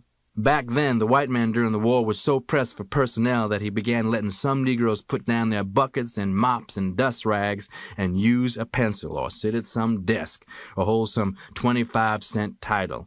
You couldn't read the Negro press for the big pictures of smug black firsts. Somebody was inside with the psychiatrist. I didn't even have to put on any act for this black girl. She was already sick of me. When finally a buzz came at her desk, she didn't send me, she went in. I knew what she was doing. She was going to make clear in advance what she thought of me. This is still one of the black man's big troubles today. Some of those so-called upper-class Negroes are so busy trying to impress on the white man that they are different from those others, that they can't see that they are only helping the white man to keep his low opinion of all Negroes. And then, with her prestige in the clear, she came out and nodded to me to go in. I must say this for that psychiatrist. He tried to be objective and professional in his manner. He sat there and doodled with his blue pencil on a tablet, listening to me spiel to him for 3 or 4 minutes before he got a word in. His tack was quiet questions, to get at why I was so anxious. I didn't rush him. I circled and hedged, watching him closely, to let him think he was pulling what he wanted out of me. I kept jerking around and backward as though somebody might be listening. I knew I was going to send him back to the books to figure out what kind of case I was. Suddenly, I sprang up and peeped under both doors, the one I'd entered and another that probably was a closet, and then I bent and whispered fast in his ear, "Daddy-o, now, you and me, we're from up north here, so don't you tell nobody. I want to get sent down south. Organize them nigger soldiers, you dig? Steal us some guns and kill up some crackers." That psychiatrist's blue pencil dropped, and his professional manner fell off in all directions. He stared at me as if I were a snake's egg hatching, fumbling for his red pencil. I knew I had him. I was going back out past Miss First when he said, "That will be all." A 4F card came to me in the mail. and I never heard from the Army anymore and never bothered to ask why I was rejected. Malcolm's career as a traveling reefer salesman came to an abrupt end when he pulled a gun on another railroad worker in a poker game dispute at Grand Central Station. He was blackballed by the railroads and banned from the station by the police. Back on the streets of Harlem, looking for a hustle, Malcolm turned to armed robbery. He keyed himself up for jobs with drugs and stayed high the rest of the time to keep from getting nervous. Sometimes he worked alone, sometimes with Sammy the pimp. Reginald came to town again, and this time Malcolm convinced him to stay. They got an apartment together, and Malcolm proudly showed his little brother around, introducing him to his famous musician friends, taking him to after-hours clubs like Creole Bill's, Jimmy's Chicken Shack, and Dickie Wells. After the rest of New York had closed for the night, these spots would still be jumping, packed tight with white people out to get a taste of Harlem. Malcolm was playing the numbers heavily at this time, placing his bets with West Indian Archie, one of Harlem's legendary bad guys, a former strong-arm for Dutch Schultz. Archie was a natural for the numbers racket. He had a photographic memory, so he never had to write the numbers down. The police would never catch Archie carrying betting slips. Forced to lay low following a robbery attempt that went bad, Malcolm became a steerer for a Harlem madam, picking up and delivering her wealthy white clientele, many of them rich, influential, famous men who wanted bizarre sexual experiences with black hookers. Malcolm came to know the flesh trade well. He also steered occasionally for a white lesbian who ran a stable of black male prostitutes catering exclusively to white women. Malcolm's steady diet of cocaine, opium, alcohol, and marijuana began to take its toll. He caught colds that he couldn't shake. He stayed high continually, living in a dream world. But it was about to turn into a nightmare that not even the drugs could obscure. Up in the Bronx, a Negro held up some Italian racketeers in a floating crap game. I heard about it on the wire. Whoever did it, aside from being a fool, was said to be a tall, light-skinned Negro masked with a woman's stocking. Up in Fat Man's bar on the hill overlooking the polo grounds, I had just gone into a telephone booth. Everyone in the bar, all over Harlem in fact, was drinking up excited about the news that Branch Rickey, the Brooklyn Dodgers owner, had just signed Jackie Robinson to play in Major League Baseball with the Dodgers farm team in Montreal, which replaced the time in the fall of 1945. Early in the afternoon, I had collected from West Indian Archie for a 50-cent combination bet. He had paid me $300 right out of his pocket. I was telephoning Jean Parks. Jean was one of the most beautiful women who ever lived in Harlem. She once sang with Sarah Vaughan and the Blue Bonnets, a quartet that sang with Earl Hines. For a long time, Jean and I had enjoyed a stand-in friendly deal that we'd go out and celebrate when either of us hit the numbers. Since my last hit, Jean had treated me twice, and we laughed on the phone, glad that now I'd treat her to a night out. We arranged to go to a 52nd Street nightclub to hear Billie Holiday, who had been on the road and was just back in New York. As I hung up, I spotted the two lean, tough-looking paisanos gazing in at me cooped up in the booth. I didn't need any intuition, and I had no gun. A cigarette case was the only thing in my pocket. I started easing my hand down into my pocket to try bluffing, and one of them snatched open the door. They were dark olive, swarthy-featured Italians. I had my hand down into my pocket. "Come outside, we'll hold court," one said. At that moment, a cop walked through the front door. The two thugs slipped out. I never in my life have been so glad to see a cop. I was still shaking when I got to the apartment of my friend Sammy the Pimp. He told me that not long before, West Indian Archie had been there looking for me. Sometimes recalling all of this, I don't know, to tell the truth, how I am alive to tell it today. They say God takes care of fools and babies. I've so often thought that Allah was watching over me. Through all of this time in my life, I really was dead, mentally dead. I just didn't know that I was. Anyway, to kill time, Sammy and I sniffed some of his cocaine until the time came to pick up Jean Parks to go down and hear Lady Day. Sammy's having told me about West Indian Archie looking for me didn't mean a thing. Not right then. There was the knocking at the door. Sammy, lying on his bed in pajamas and bathrobe, called, "Who?" When West Indian Archie answered, Sammy slid the round, two-sided shaving mirror under the bed, with what little of the cocaine powder, or crystals actually, was left, and I opened the door. "Red, I want my money." A 32-20 is a funny kind of gun. It's bigger than a 32. It's not as big as a 38. I had faced down some dangerous Negroes, but no one who wasn't ready to die messed with West Indian Archie. I couldn't believe it. He truly scared me. I was so incredulous at what was happening, it was hard to form words with my brain and my mouth. "Man, what's the beef?" West Indian Archie said he thought I was trying something when I told him I'd hit, but he'd paid me the $300 until he could double-check his written betting slips. And as he'd thought, I hadn't combinated the number I'd claimed, but another. "Man, you're crazy." I talked fast. I'd seen out of the corner of my eye Sammy's hand easing under his pillow where he kept his Army 45. "Archie, smart a man as you're supposed to be, you'd pay somebody who hadn't hit?" The 32-20 moved, and Sammy froze. West Indian Archie told him, "I ought to shoot you right through the ear." And he looked back at me. "You don't have my money." I must have shaken my head. "I'll give you until 12 o'clock tomorrow." And he put his hand behind him and pulled open the door. He backed out and slammed it.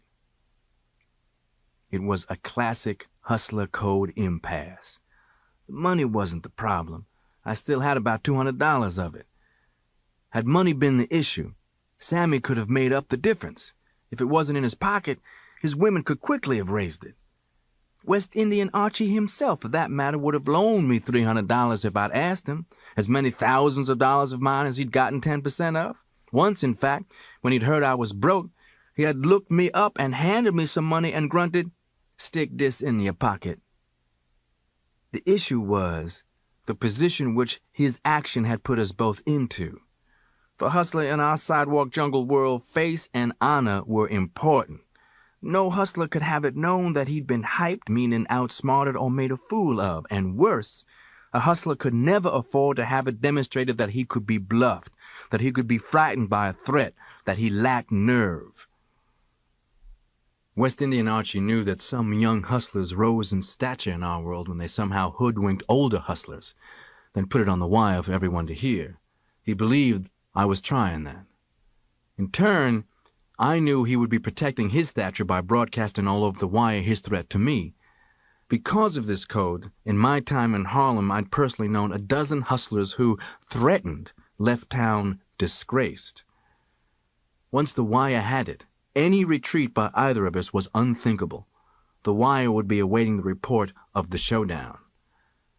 I'd also known of at least another dozen showdowns in which one took the dead-on-arrival ride to the morgue and the other went to prison for manslaughter or the electric chair for murder. Sammy let me hold his 32. My guns were at my apartment. I put the 32 in my pocket, with my hand on it, and walked out. I couldn't stay out of sight. I had to show up at all of my usual haunts. I was glad that Reginald was out of town. He might have tried protecting me, and I didn't want him shot in the head by West Indian Archie. It was just about time for me to go and pick up Gene Parks to go downtown to see Billie Holiday at the Onyx Club. So much was swirling in my head. I thought about telephoning her and calling it off, making some excuse.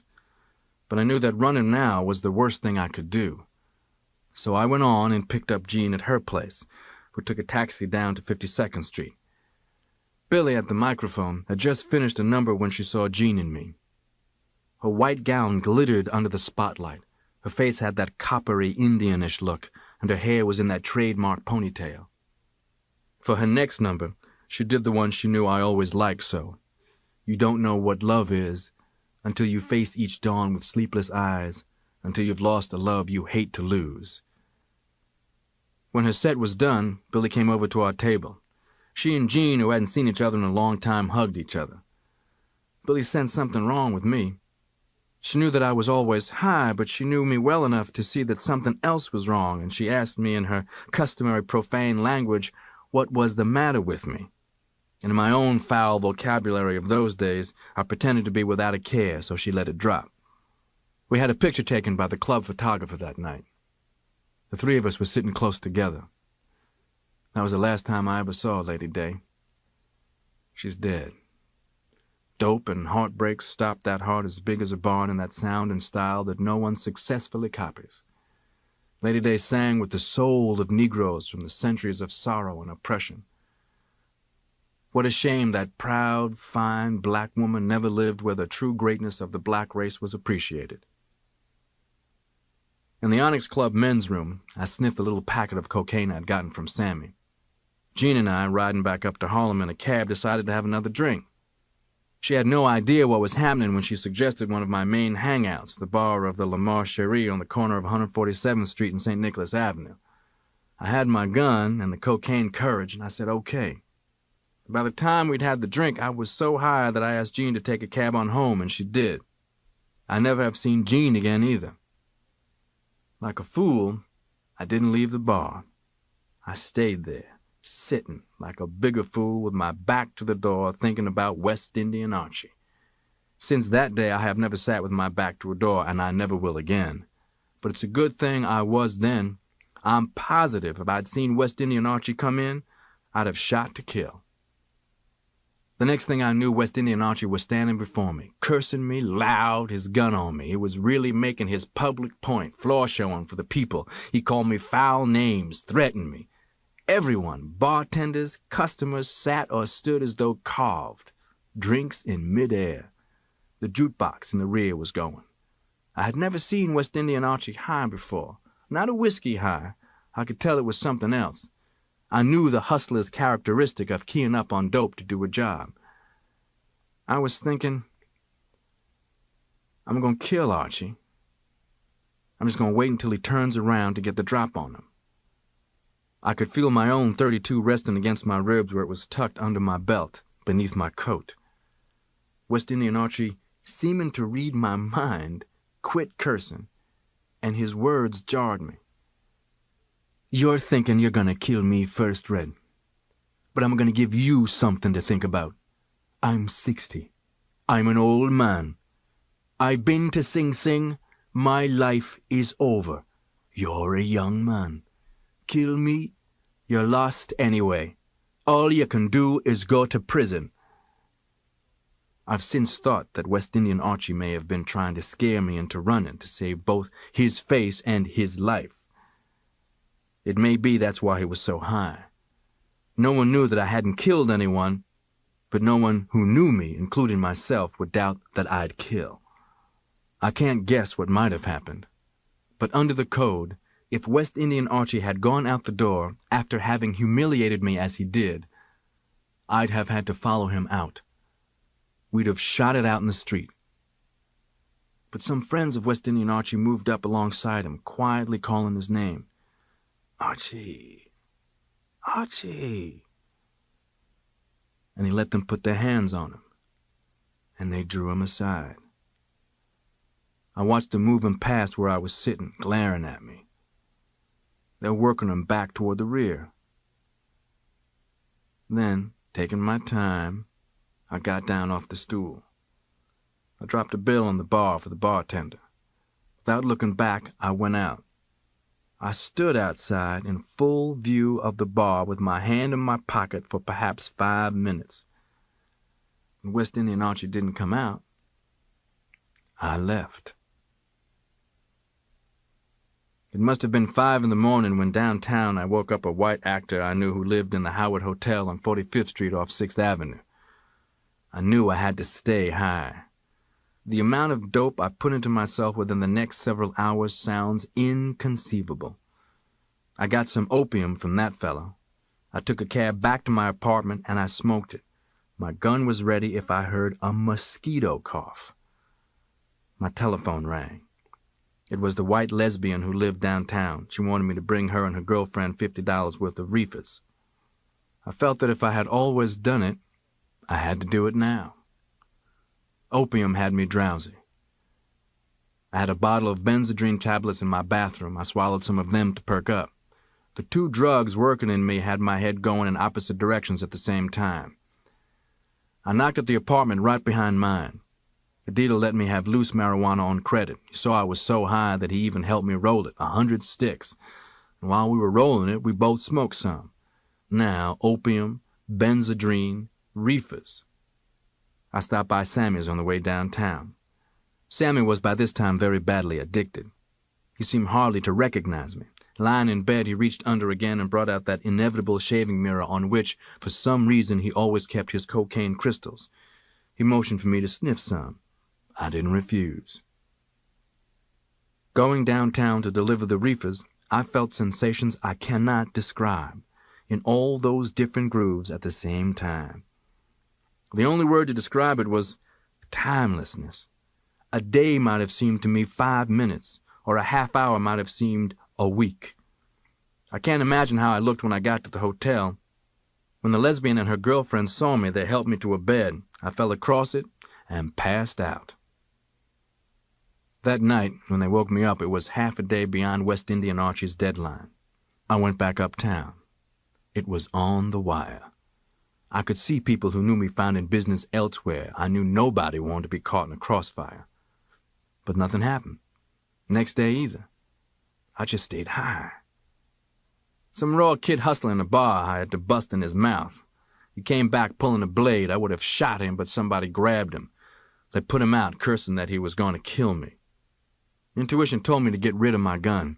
I gave a hustler the eye across the bar. I'd no more slipped him the gun from my belt when a cop I'd seen about came in the other door. He had his hand on his gun butt. He knew it was all over the wire. He was certain I'd be armed. He came slowly over toward me, and I knew if I sneezed, he'd blast me down. He said, "Take your hand out of your pocket, Red, real carefully." I did. Once he saw me empty-handed, we both could relax a little. He motioned for me to walk outside ahead of him, and I did. His partner was waiting on the sidewalk opposite their patrol car, double-parked with its radio going. With people stopping, looking, they patted me down there on the sidewalk. "What are you looking for?" I asked them when they didn't find anything. "Red, there's a report you're carrying a gun." "I had one," I said, "but I threw it in the river."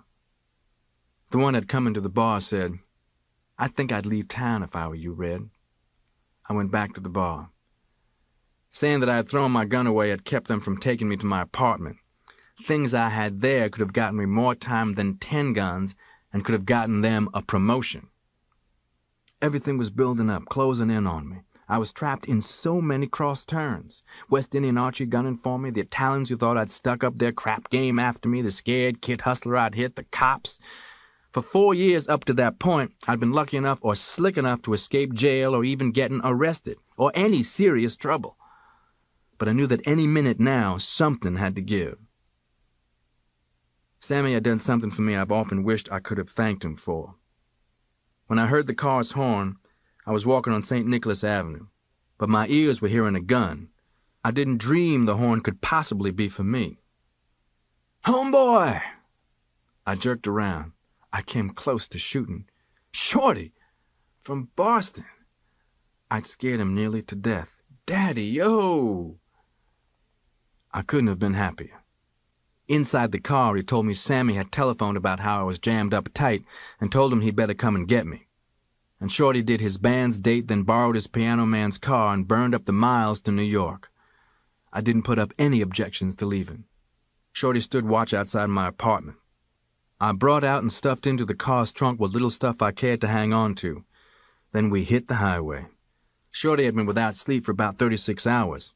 He told me afterward that through just about the whole ride back, I talked out of my head.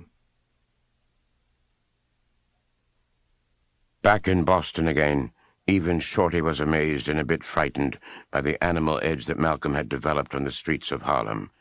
The hustlers of Roxbury learned quickly that Detroit Red carried a gun and was crazy enough to use it. Malcolm was looking for a new hustle, and this time he settled on house burglary. He began recruiting people to join him, starting with Shorty, who was tired of just getting by on his earnings as a musician. Shorty also brought in a friend named Rudy. Sophia, Malcolm's white girlfriend from his earlier days in Boston, also joined. She was married now, but her husband was away most of the time on business. Sophia completed the group when she brought in her younger sister. Malcolm found an apartment in Harvard Square that served as their base of operations. Posing as saleswomen, poll-takers, or whatever seemed suitable, the two women would scout wealthy white neighborhoods for the best houses to burglarize. Malcolm and Shorty would do the job, breaking in with lockpicks or entering through a window. Rudy drove the getaway car. The ring operated through the winter of 1945, cashing in heavily during the Christmas season. Malcolm continued to boost his courage with heavy doses of drugs. I had gotten to the point, he said, where I was walking on my own coffin.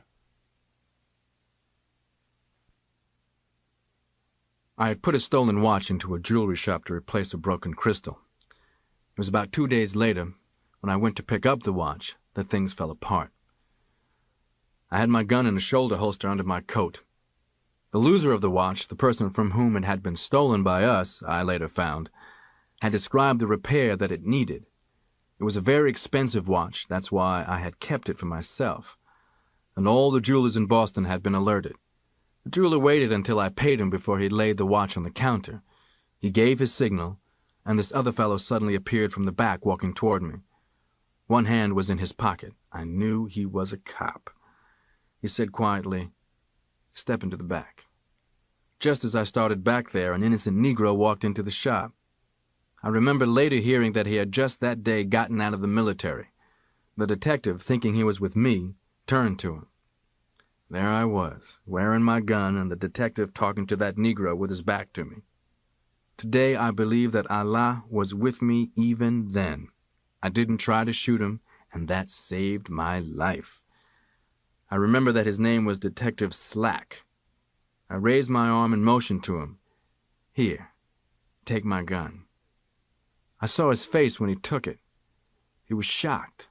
Because of the sudden appearance of the other Negro, he had never thought about a gun. It really moved him that I hadn't tried to kill him.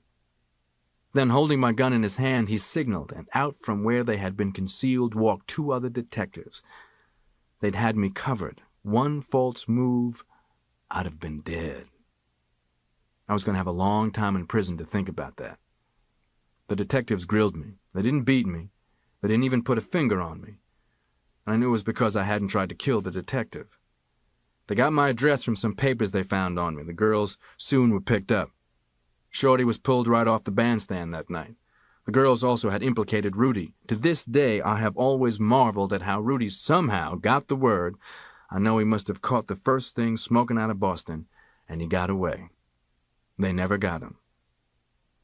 The cops found the apartment loaded with evidence: fur coats, some jewelry, other small stuff, plus the tools of our trade: a jimmy, a lockpick, glass cutters, screwdrivers, pencil beam flashlights, false keys, and my small arsenal of guns. The girls got low bail. They were still white, burglars or not. Their worst crime was their involvement with Negroes. But Shorty and I had bail set at $10,000 each, which they knew we were nowhere near able to raise. The social workers worked on us. White women in league with Negroes was their main obsession. The girls weren't so-called tramps or trash. They were well-to-do upper-middle-class whites. That bothered the social workers and the forces of the law more than anything else. How, where, when had I met them? Did we sleep together? Nobody wanted to know anything at all about the robberies. All they could see was that we had taken the white man's women. I just looked at the social workers. Now, what do you think? Even the court clerks and the bailiffs. Nice white girls. God-damn niggers.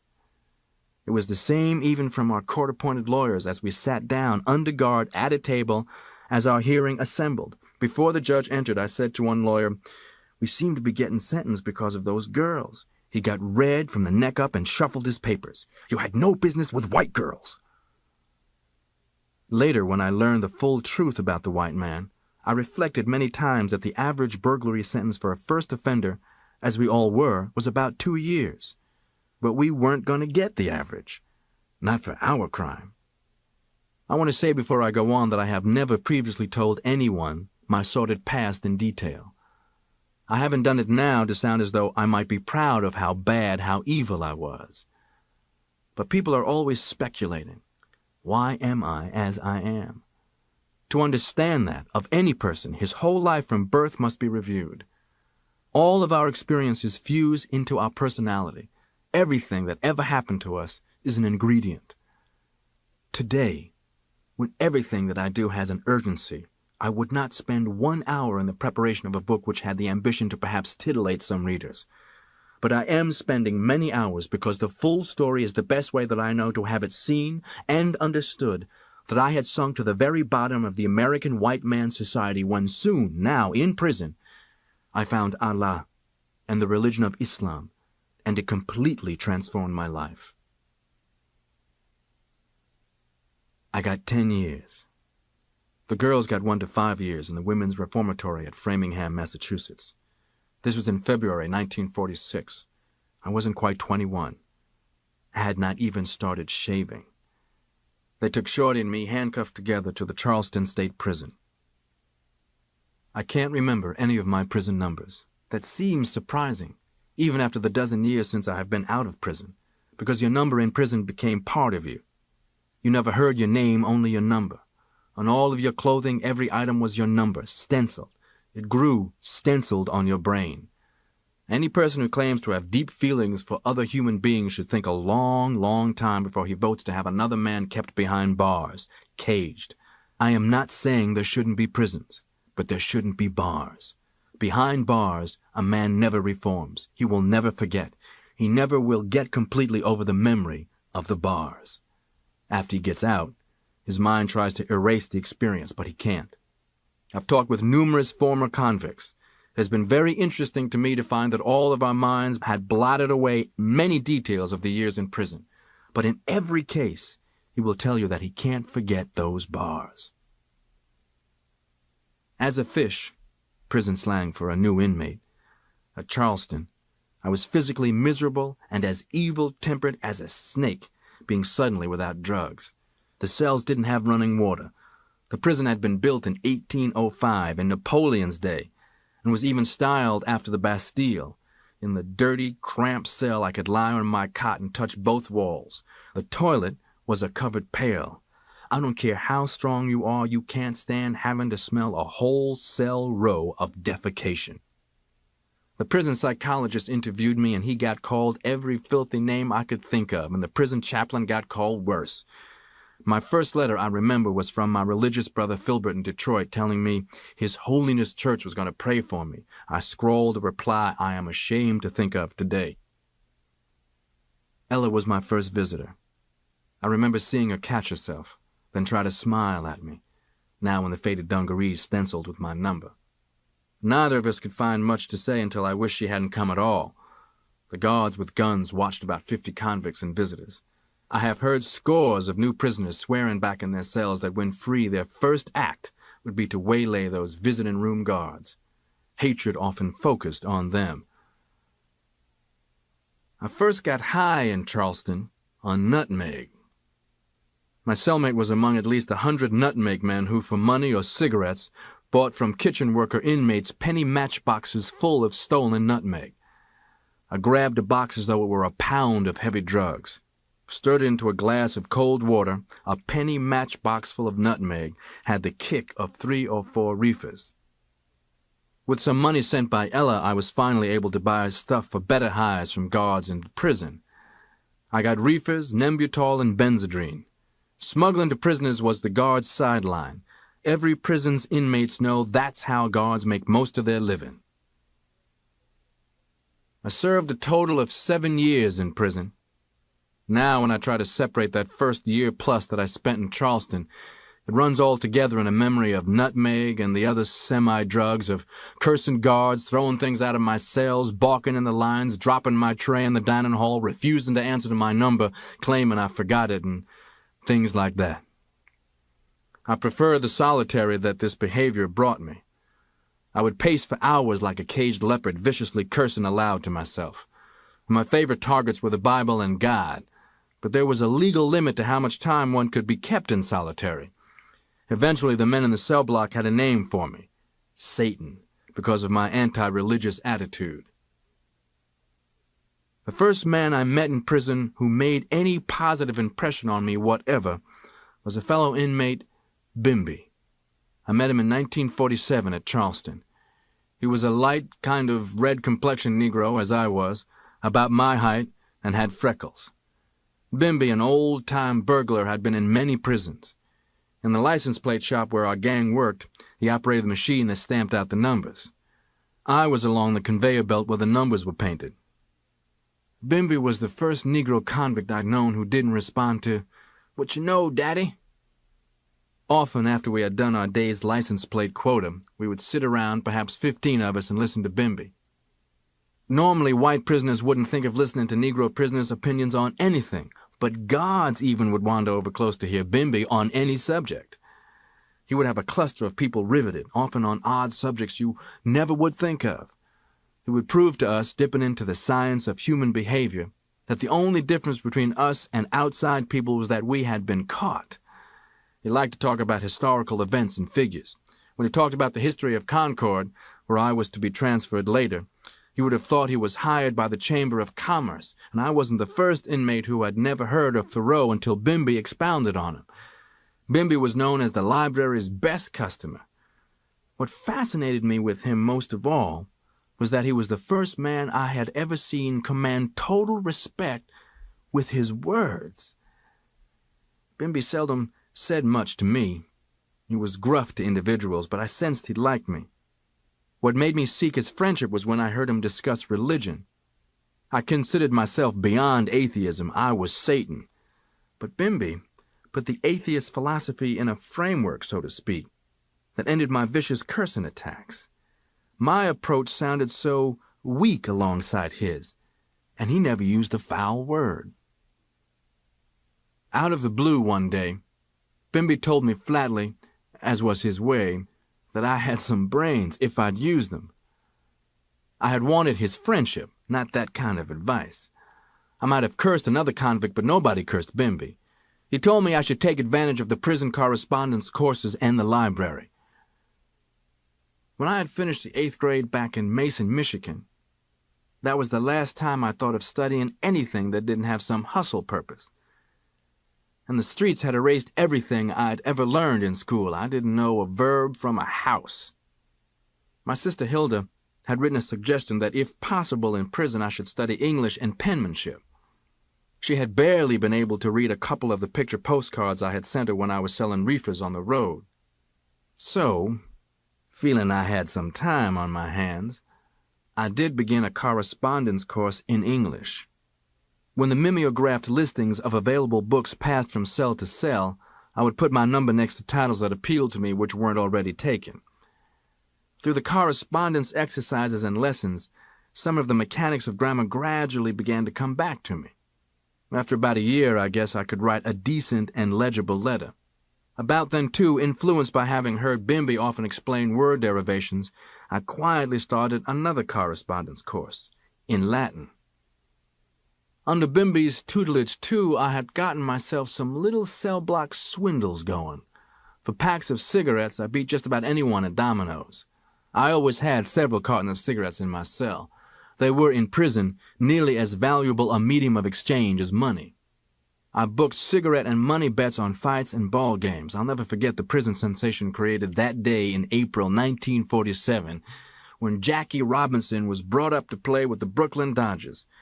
Jackie Robinson had then his most fanatic fan in me. When he played, my ear was glued to the radio, and no game ended without my refiguring his average up through his last turn at bat.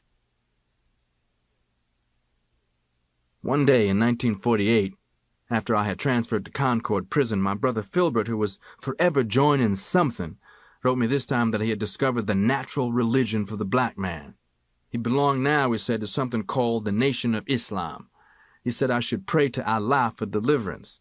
I wrote Filbert a letter which, although in improved English, was worse than my earlier reply to his news that I was being prayed for by His Holiness Church.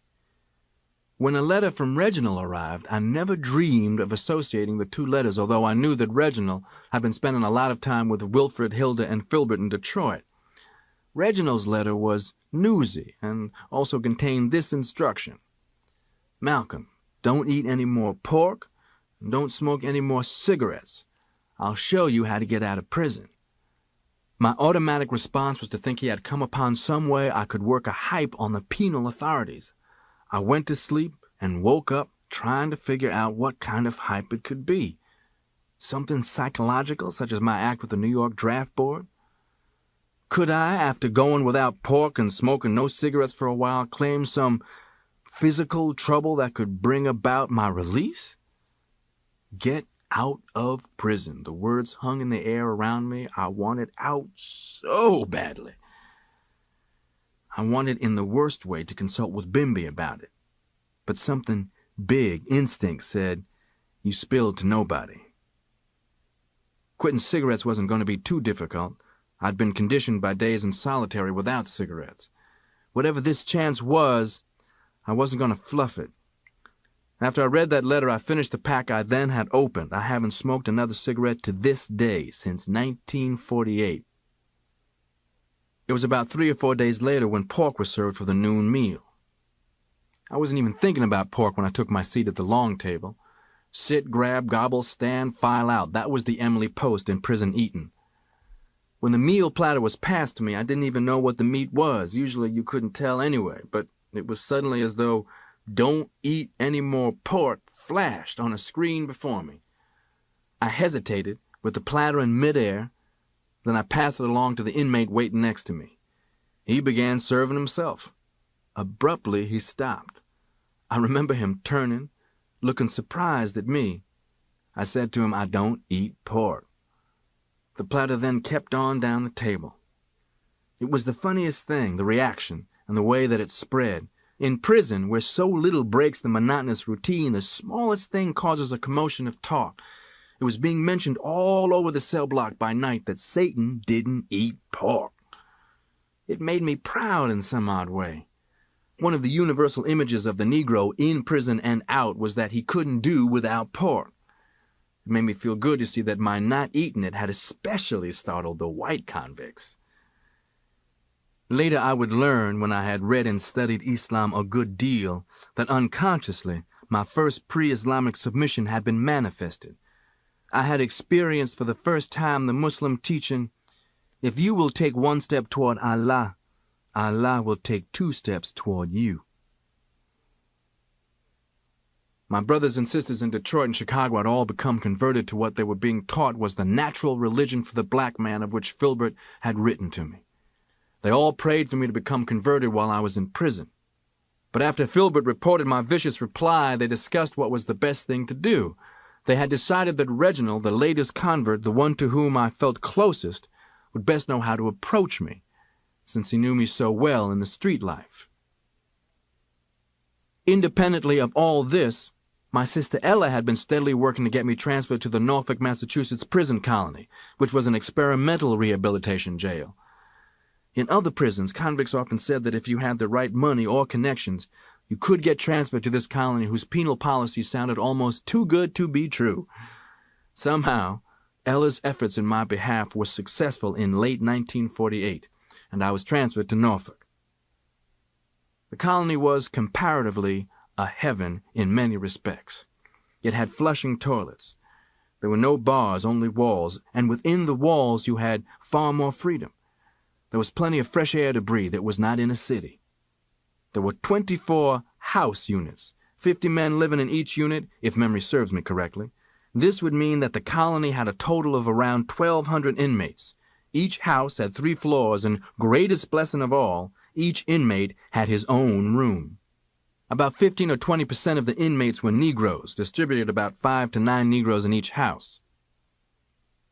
Norfolk Prison Colony represented the most enlightened form of prison that I have ever heard of. In place of the atmosphere of malicious gossip, perversion, grafting, hateful guards, there was more relative culture, as culture is interpreted in prisons. A high percentage of the Norfolk Prison Colony inmates went in for intellectual things, group discussions, debates, and such. Instructors came from Harvard, Boston University, and other educational institutions in the area. The visiting rules, far more lenient than other prisons, permitted visitors almost every day and allowed them to stay 2 hours. You had your choice of sitting alongside your visitor or facing each other. Norfolk Prison Colony's library was one of its outstanding features. A millionaire named Parkhurst had willed his library there. He had probably been interested in the rehabilitation program. History and religions were his special interests.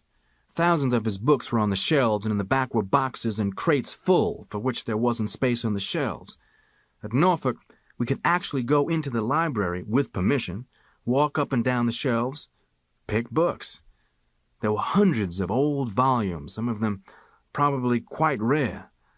I read aimlessly until I learned to read selectively with a purpose. I hadn't heard from Reginald in a good while after I got to Norfolk Prison Colony.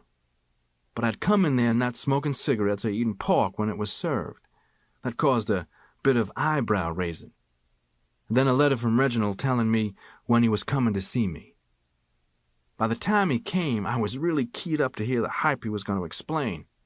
Reginald knew how my street hustler mind operated. That's why his approach was so effective. He had always dressed well, and now, when he came to visit, was carefully groomed. I was aching with wanting the no pork and cigarettes riddle answered. But he talked about the family, what was happening in Detroit, Harlem, the last time he was there. I have never pushed anyone to tell me anything before he is ready. The offhand way Reginald talked and acted made me know that something big was coming. He said finally, as though it had just happened to come into his mind, "Malcolm, if a man knew everything imaginable that there is to know, who would he be?" Back in Harlem, he'd often liked to get at something through this kind of indirection. It had often irritated me because my way had always been direct. I looked at him. Well, he would have to be some kind of a god. Reginald said, "There's a man who knows everything." I asked, "Who is that?" "God is a man," Reginald said. "His real name is Allah." Allah? That word came back to me from Filbert's letter. It was my first hint of any connection. But Reginald went on. He said that God had 360 degrees of knowledge. He said that 360 degrees represented the sum total of knowledge. To say I was confused is an understatement. I don't have to remind you of the background against which I sat hearing my brother Reginald talk like this. I just listened, knowing he was taking his time, putting me on to something. And if somebody's trying to put you on to something, you need to listen. The devil had only 33 degrees of knowledge, known as masonry, Reginald said. I can so specifically remember the exact phrases since, later, I was going to teach them so many times to others. The devil uses his masonry to rule other people. He told me that this God had come to America and that he had made himself known to a man named Elijah, a black man, just like us. This God had let Elijah know, Reginald said, that the devil's time was up. I didn't know what to think. I just listened. "The devil is also a man," Reginald said. "What do you mean?" With a slight movement of his head, Reginald indicated some white inmates and their visitors talking, as we were, across the room. "Them," he said. "The white man is the devil." He told me that all whites knew they were devils, especially Masons. I never will forget. My mind was involuntarily flashing across the entire spectrum of white people I had ever known. I said, "Without any exceptions. Without any exceptions." After Reginald left, I thought, I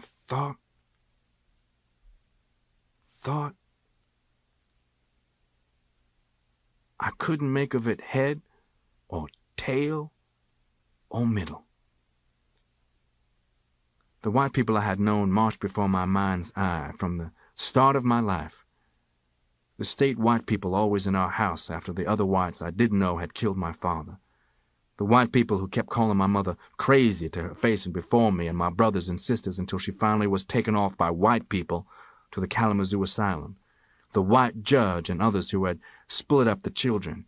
White youngsters I was in school there with and the teachers. The one who told me in the 8th grade to be a carpenter because thinking of being a lawyer was foolish for a Negro.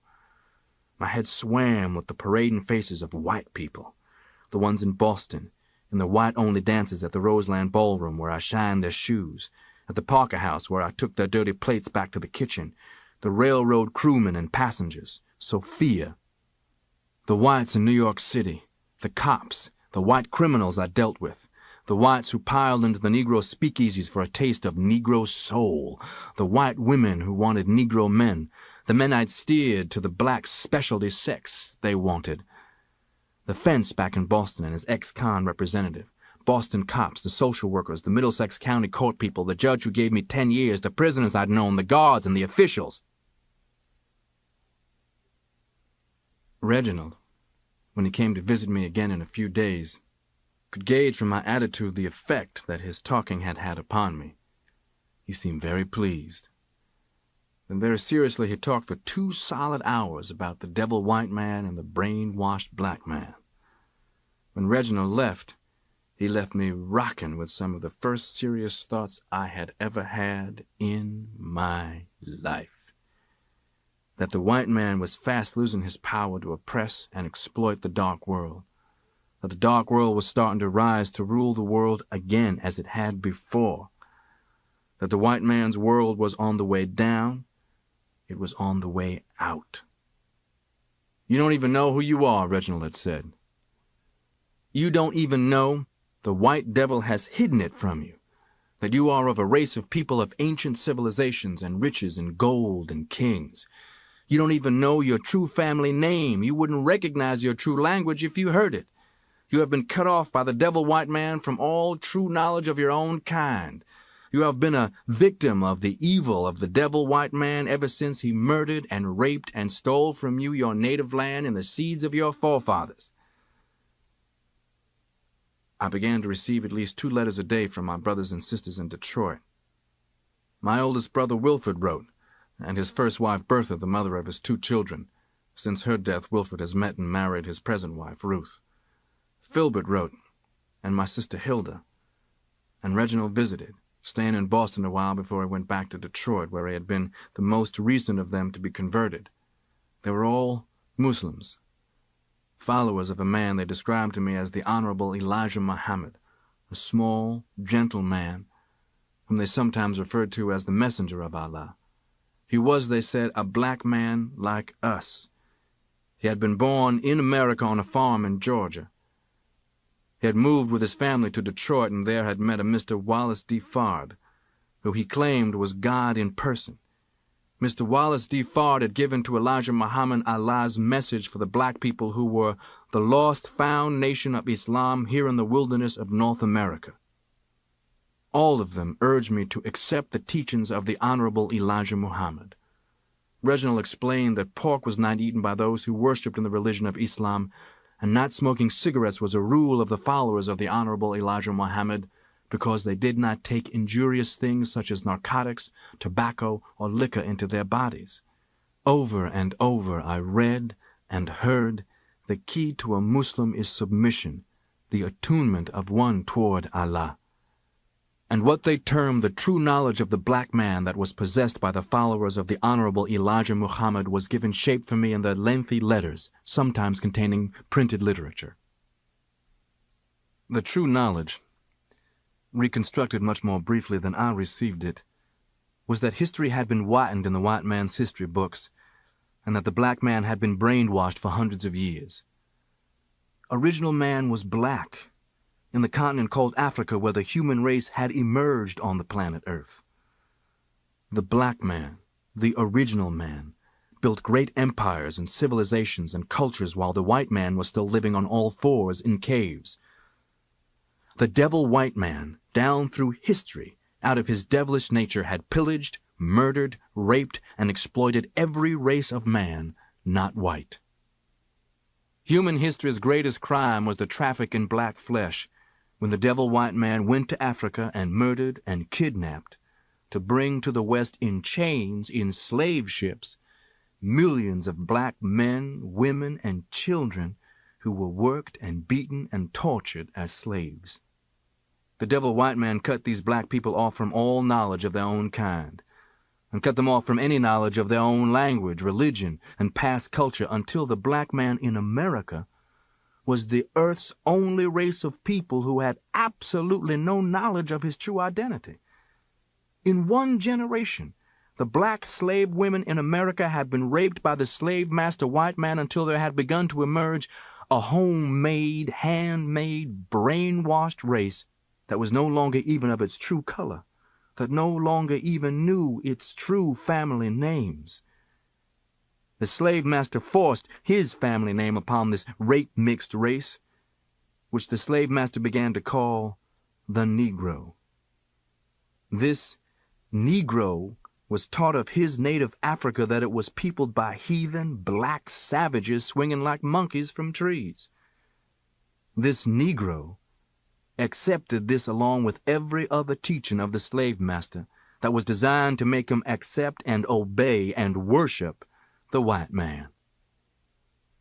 And where the religion of every other people on earth taught its believers of a God with whom they could identify, a God who at least looked like one of their own kind, the slave master injected his Christian religion into this Negro. This Negro was taught to worship an alien God having the same blonde hair, pale skin, and blue eyes as the slave master. This religion taught the Negro that black was a curse. It taught him to hate everything black, including himself. It taught him that everything white was good, to be admired, respected, and loved.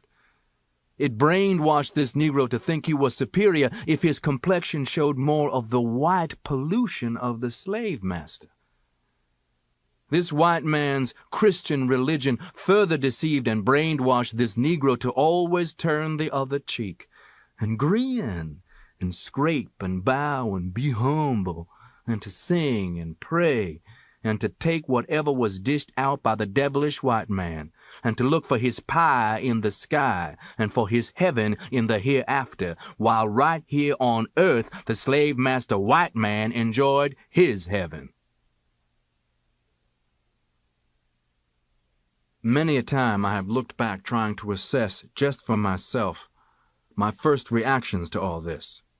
Every instinct of the ghetto jungle streets, every hustling fox and criminal wolf instinct in me, which would have scoffed at and rejected anything else, was struck numb. It was as though all of that life merely was back there, without any remaining effect or influence. I remember how sometime later, reading the Bible in the Norfolk Prison Colony Library, I came upon, then I read, over and over, how Paul on the road to Damascus, upon hearing the voice of Christ, was so smitten that he was knocked off his horse in a daze.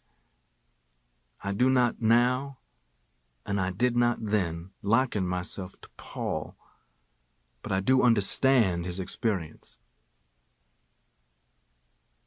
Reginald left Boston and went back to Detroit. I would sit in my room and stare. At the dining room table I would hardly eat, only drink the water. I nearly starved. Fellow inmates, concerned, and guards, apprehensive, asked what was wrong with me. It was suggested that I visit the doctor, and I didn't. The doctor, advised, visited me. I don't know what his diagnosis was. Probably that I was working on some act. I was going through the hardest thing, also the greatest thing for any human being to do. To accept that which is already within you and around you. At the urging of his brothers and sisters, Malcolm wrote a letter to the Honorable Elijah Muhammad. His penmanship, his spelling, and his grammar were poor. He scratched out an apology for his ineptitude. To his amazement, Elijah Muhammad wrote back. That letter's effect on Malcolm was profound in the fullest sense of the word. He began to write daily, to Elijah Muhammad, to his siblings, even to Sammy the Pimp and his other former running mates in Harlem. The more he wrote, the more he felt frustrated by his limitations. To improve his vocabulary and his penmanship, he copied an entire dictionary, longhand, and then, he began to read history, philosophy, linguistics, anthropology. He consumed knowledge the way he had once consumed drugs. After the inmates' lights were turned out at 10 p.m., Malcolm would continue reading by the dim glow of a small bulb in the corridor, often until dawn. And everywhere, in the books, in the letters from his family, in conversations with Reginald when he came to visit, Malcolm found evidence that supported the teachings of the Honorable Elijah Muhammad. In prison, Malcolm learned to pray. He became a Muslim. He began participating in weekly formal debates held at the Norfolk prison, and he also began recruiting other black inmates for the Nation of Islam.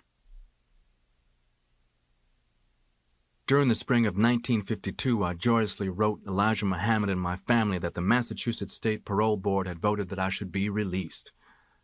But still a few months were taken up with the red tape delay of paperwork that went back and forth, arranging for my parole release in the custody of my oldest brother Wilfred in Detroit, who now managed a furniture store. Wilfred got the Jew who owned the store to sign a promise that upon release I would be given immediate employment. It was in August when they gave me a lecture, a cheap little Abner suit, and a small amount of money, and I walked out of the gate. I never looked back, but that doesn't make me any different from a million inmates who have left a prison behind them. The first stop I made was at a Turkish bath. I got some of that physical feeling of prison taint steamed off me. Ella, with whom I stayed only overnight, had agreed that it would be best for me to start again in Detroit. The police in a new city wouldn't have it in for me. That was Ella's consideration, not the Muslims, for whom Ella had no use. Both Hilda and Reginald had tried to work on Ella, but Ella, with her strong will, didn't go for it at all. She told me that she felt anyone could be whatever he wanted to be, Holy Roller, Seventh-day Adventist, or whatever it was, but she wasn't going to become any Muslim. Hilda the next morning gave me some money to put in my pocket. Before I left, I went out, bought 3 things I remember well. I bought a better-looking pair of eyeglasses than the pair the prison had issued to me, and I bought a suitcase and a wristwatch. I have thought since that without fully knowing it, I was preparing for what my life was about to become, because those are the 3 things I've always used more than anything else. My eyeglasses correct the astigmatism that I got from all the reading in prison. I travel so much that my wife keeps alternate suitcases packed so that when necessary I can just grab one. And you won't find anybody more time-conscious than I am. I live by my watch, keeping appointments. Even when I'm using my car, I drive by my watch, not my speedometer. Time is more important to me than distance. I caught a bus to Detroit. The furniture store that my brother Wilfred managed was right in the black ghetto of Detroit. I better not name the store if I'm going to tell the way they rob Negroes. Wilfred introduced me to the Jews who owned the store, and, as agreed, I was put to work as a salesman. Nothing down advertisements drew poor Negroes into that store like flypaper. In all my years in the streets, I'd been looking at the exploitation that for the first time I really saw and understood. Now I watched brothers entwining themselves in the economic clutches of the white man who went home every night with another bag of money drained out of the ghetto.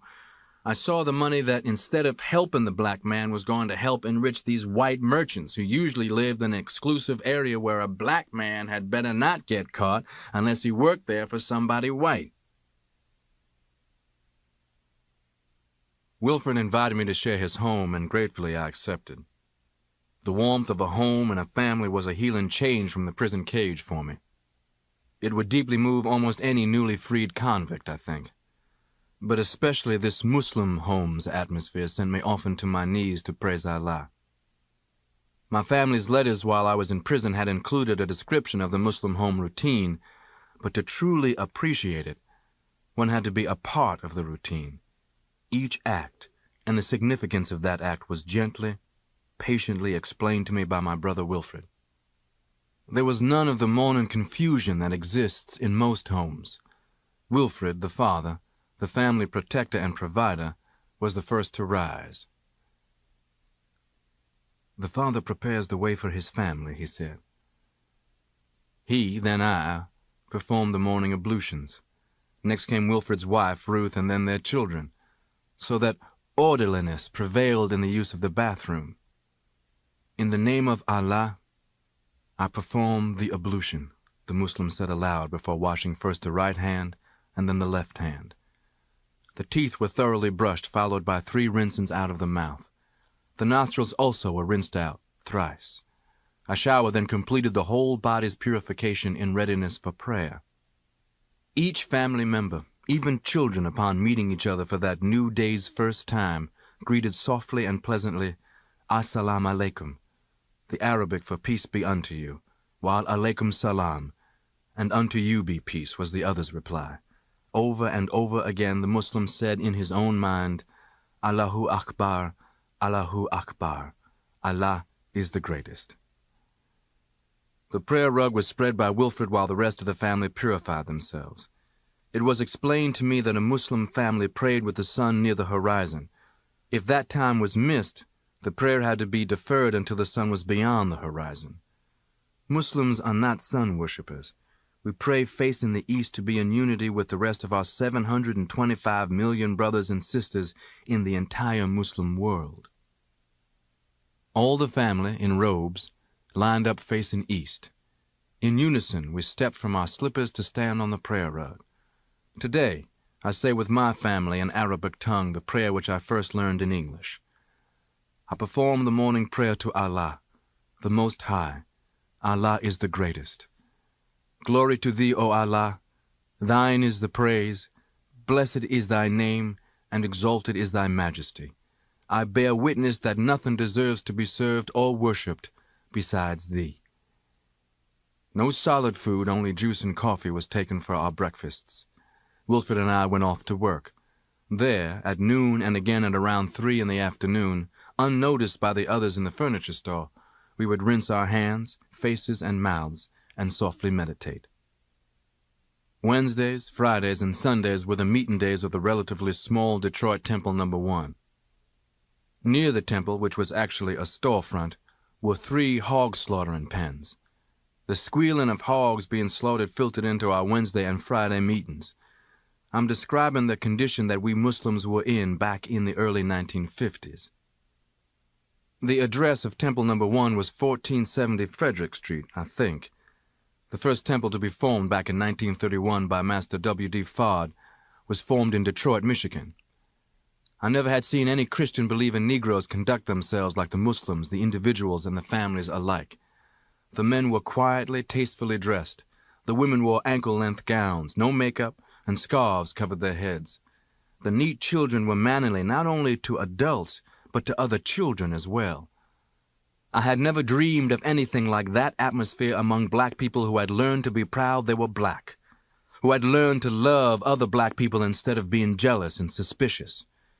I thrilled at how we Muslim men used both hands to grasp a black brother's both hands, voicing and smiling our happiness to meet him again. The Muslim sisters, both married and single, were given an honor and respect that I had never seen black men give to their women, and it felt wonderful to me. The salutations which we all exchanged were warm, filled with mutual respect and dignity. Brother, sister, ma'am, sir, even children speaking to other children used these terms. Beautiful. Lemuel Hassan then was the minister at Temple No. 1. As-salaikum, he greeted us. Wa-salaikum, we returned. Minister Lemuel stood before us near a blackboard. The blackboard had fixed upon it in permanent paint on one side the United States flag, and under it the words slavery, suffering, and death.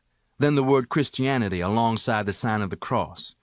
Beneath the cross was a painting of a black man hanged from a tree. On the other side was painted what we were taught was the Muslim flag, the crescent and star on a red background with the words Islam, freedom, justice, equality. And beneath that, which one will survive the war of Armageddon? For more than an hour, Minister Lemuel lectured about Elijah Muhammad's teachings. I sat raptly absorbed in Minister Lemuel's every syllable and gesture. I thought it was outrageous that our small temple still had some empty seats. I complained to my brother Wilford that there should be no empty seats, with the surrounding streets full of brainwashed black brothers and sisters, drinking, cursing, fighting, dancing, carousing, and using dope, the very things that Mr. Muhammad taught were helping the black man to stay under the heel of the white man here in America. From what I could gather, the recruitment attitude at the temple seemed to me to amount to a self-defeating waiting view, an assumption that Allah would bring us more Muslims. I felt that Allah would be more inclined to help those who helped themselves. I had lived for years in ghetto streets. I knew the Negroes in those streets. Harlem or Detroit were no different. I said I disagreed, that I thought we should go out into the streets and get more Muslims into the fold. All of my life, as you know, I had been an activist. I had been impatient. My brother Wilford counseled me to keep patience, and for me to be patient was made easier by the fact that I could anticipate soon seeing and perhaps meeting the man who was called the messenger, Elijah Muhammad himself. Today, I have appointments with world-famous personages, including some heads of nations, but I looked forward to the Sunday before Labor Day in 1952 with an eagerness never since duplicated. Detroit Temple No. 1 Muslims were going in a motor caravan, I think about 10 automobiles, to visit Chicago Temple No. 2 to hear Elijah Muhammad. Not since childhood had I been so excited as when I drove in Wilford's car. At great Muslim rallies since then I have seen and heard and felt 10,000 black people applauding and cheering. But on that Sunday afternoon when our two little temples assembled, perhaps only 200 Muslims, the Chicagoans welcoming and greeting us Detroiters, I experienced tinglings up my spine as I've never had since. I was totally unprepared for the messenger Elijah Muhammad's physical impact upon my emotions. From the rear of the Temple No. 2, he came toward the platform. The small, sensitive, gentle, brown face that I had studied on photographs until I had dreamed about it was fixed straight ahead as the messenger strode, encircled by the marching, strapping fruit of Islam guards. The messenger, compared to them, seemed fragile, almost tiny. He and the fruit of Islam were dressed in dark suits, white shirts, and bow ties. The messenger wore a gold-embroidered fez. I stared at the great man who had taken the time to write to me when I was a convict whom he knew nothing about. He was the man whom I had been told had spent years of his life in suffering and sacrifice to lead us, the black people, because he loved us so much. And then, hearing his voice, I sat leaning forward, riveted upon his words. I tried to reconstruct what Elijah Muhammad said from having since heard him speak hundreds of times. I have not stopped one day for the past 21 years. I have been standing, preaching to you throughout those past 21 years while I was free and even while I was in bondage. I spent 3.5 years in the federal penitentiary and also over a year in the city jail for teaching this truth. I was also deprived of a father's love for his family for 7 long years while I was running from hypocrites and other enemies of this word and revelation of God, which will give life to you and put you on the same level with all other civilized and independent nations and peoples of this planet Earth. Elijah Muhammad spoke of how in this wilderness of North America, for centuries, the blue-eyed devil white man had brainwashed the so-called Negro. He told us how, as one result, the black man in America was mentally, morally, and spiritually dead. Elijah Muhammad spoke of how the black man was original man, who had been kidnapped from his homeland and stripped of his language, his culture, his family structure, his family name, until the black man in America did not even realize who he was. He told us and showed us how his teachings of the true knowledge of ourselves would lift up the black man from the bottom of the white man's society and place the black man where he had begun, at the top of civilization. Concluding, pausing for breath, he called my name. It was like an electric shock. Not looking at me directly, he asked me to stand. He told them that I was just out of prison. He said how strong I had been while in prison. Every day, he said, for years, Brother Malcolm has written a letter from prison to me, and I have written to him as often as I could. Standing there, feeling the eyes of the 200 Muslims upon me, I heard him make a parable about me. When God bragged about how faithful Job was, said Elijah Muhammad, the devil said, only God's hedge around Job kept Job so faithful. Remove that protective hedge, the devil told God, and I will make Job curse you to your face. The devil could claim that, hedged in prison, I had just used Islam, Mr. Muhammad said. But the devil would say that now, out of prison, I would return to my drinking, smoking, dope, and life of crime. Well now, our good brother Malcolm's hedge is removed, and we will see how he does, Mr. Muhammad said. I believe that he is going to remain faithful. And Allah bless me to remain true, firm and strong in my faith in Islam, despite many severe trials to my faith. And even when events produced a crisis between Elijah Muhammad and me, I told him at the beginning of the crisis, with all the sincerity I had in me, that I still believed in him more strongly than he believed in himself. Mr. Muhammad and I are not together today only because of envy and jealousy. I had more faith in Elijah Muhammad than I could ever have in any other man upon this earth. That Sunday, after the meeting, he invited our entire family group and Minister Lemuel Hassan to be his guests for dinner that evening at his new home. Mr. Muhammad said that his children and his followers had insisted that he move into this larger, better 18-room house in Chicago at 4847 Woodlawn Avenue. They had just moved in that week, I believe. When we arrived, Mr. Muhammad showed us where he had just been painting. I had to restrain my impulse to run and bring a chair for the messenger of Allah. Instead, as I had heard he would do, he was worrying about my comfort. We had hoped to hear his wisdom during the dinner, but instead, he encouraged us to talk.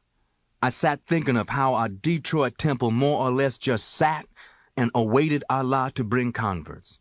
And beyond that, of the millions of black people all over America who never had heard of the teachings that would stir and awake and resurrect the black man. And there, at Mr. Muhammad's table, I found my tongue. I have always been one to speak my mind.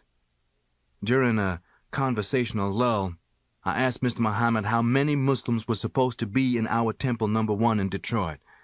He said, there are supposed to be thousands. Yes, sir, I said. Sir, what is your opinion of the best way of getting thousands there? Go after the young people, he said. Once you get them, the older ones will follow through shame. I made up my mind that we were going to follow that advice. Back in Detroit, I talked with my brother Wilford. I offered my services to our temple's minister Lemuel Hassan. He shared my determination that we should apply Mr. Muhammad's formula in a recruitment drive. Beginning that day, every evening, straight from work at the furniture store, I went doing what we Muslims later came to call fishing. I knew the thinking and the language of the ghetto streets. My man, let me pull your coat to something. My application had, of course, been made, and during this time I received from Chicago my X. The Muslim's X symbolized the true African family name that he never could know. For me, my X replaced the white slave master name of Little, which some blue-eyed devil named Little had imposed upon my paternal forebears. The receipt of my X meant that forever after, in the nation of Islam, I would be known as Malcolm X. Mr. Muhammad taught that we would keep this X until God himself returned and gave us a holy name from his own mouth. Recruit as I would in the Detroit ghetto bars, in the pool rooms, and on the corners, I found my poor, ignorant, brainwashed black brothers mostly too deaf, dumb, and blind, mentally, morally, and spiritually, to respond. It angered me that only now and then would one display even a little curiosity about the teachings that would resurrect the black man. These few I would almost beg to visit Temple number 1 at our next meeting. But then, not half of those who agreed to come would actually show up. Gradually, enough were made interested, though, that each month a few more automobiles lengthened our caravans to Temple 2 in Chicago. But even after seeing and hearing Elijah Muhammad in person, only a few of the interested visitors would apply by formal letter to Mr. Muhammad to be accepted for the Nation of Islam membership. With a few months of plugging away, however, our storefront Temple 1 about tripled its membership, and that so deeply pleased Mr. Muhammad that he paid us the honor of a personal visit. Mr. Muhammad gave me warm praise when Minister Lemuel Hassan told how hard I had labored in the cause of Islam. Our caravans grew. I remember with what pride we'd led 25 automobiles to Chicago, and each time we went, we were honored with dinner at the home of Elijah Muhammad.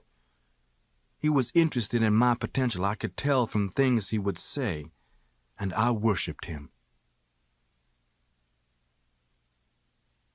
At the urging of Minister Lemuel Hassan, Malcolm X addressed the Temple One followers. His passion and his obvious talent for public speaking led to more invitations to speak. As often as he could, Malcolm traveled to Chicago to hear the words of the messenger, Elijah Muhammad. The Nation of Islam's leader had taken a personal interest in his young disciple and invited him often to his home, where he held Malcolm X spellbound with stories of his struggle to have his message heard. The nation needed ministers to spread the word. Elijah Muhammad saw the potential in Malcolm X, and soon the visits to Chicago became training sessions.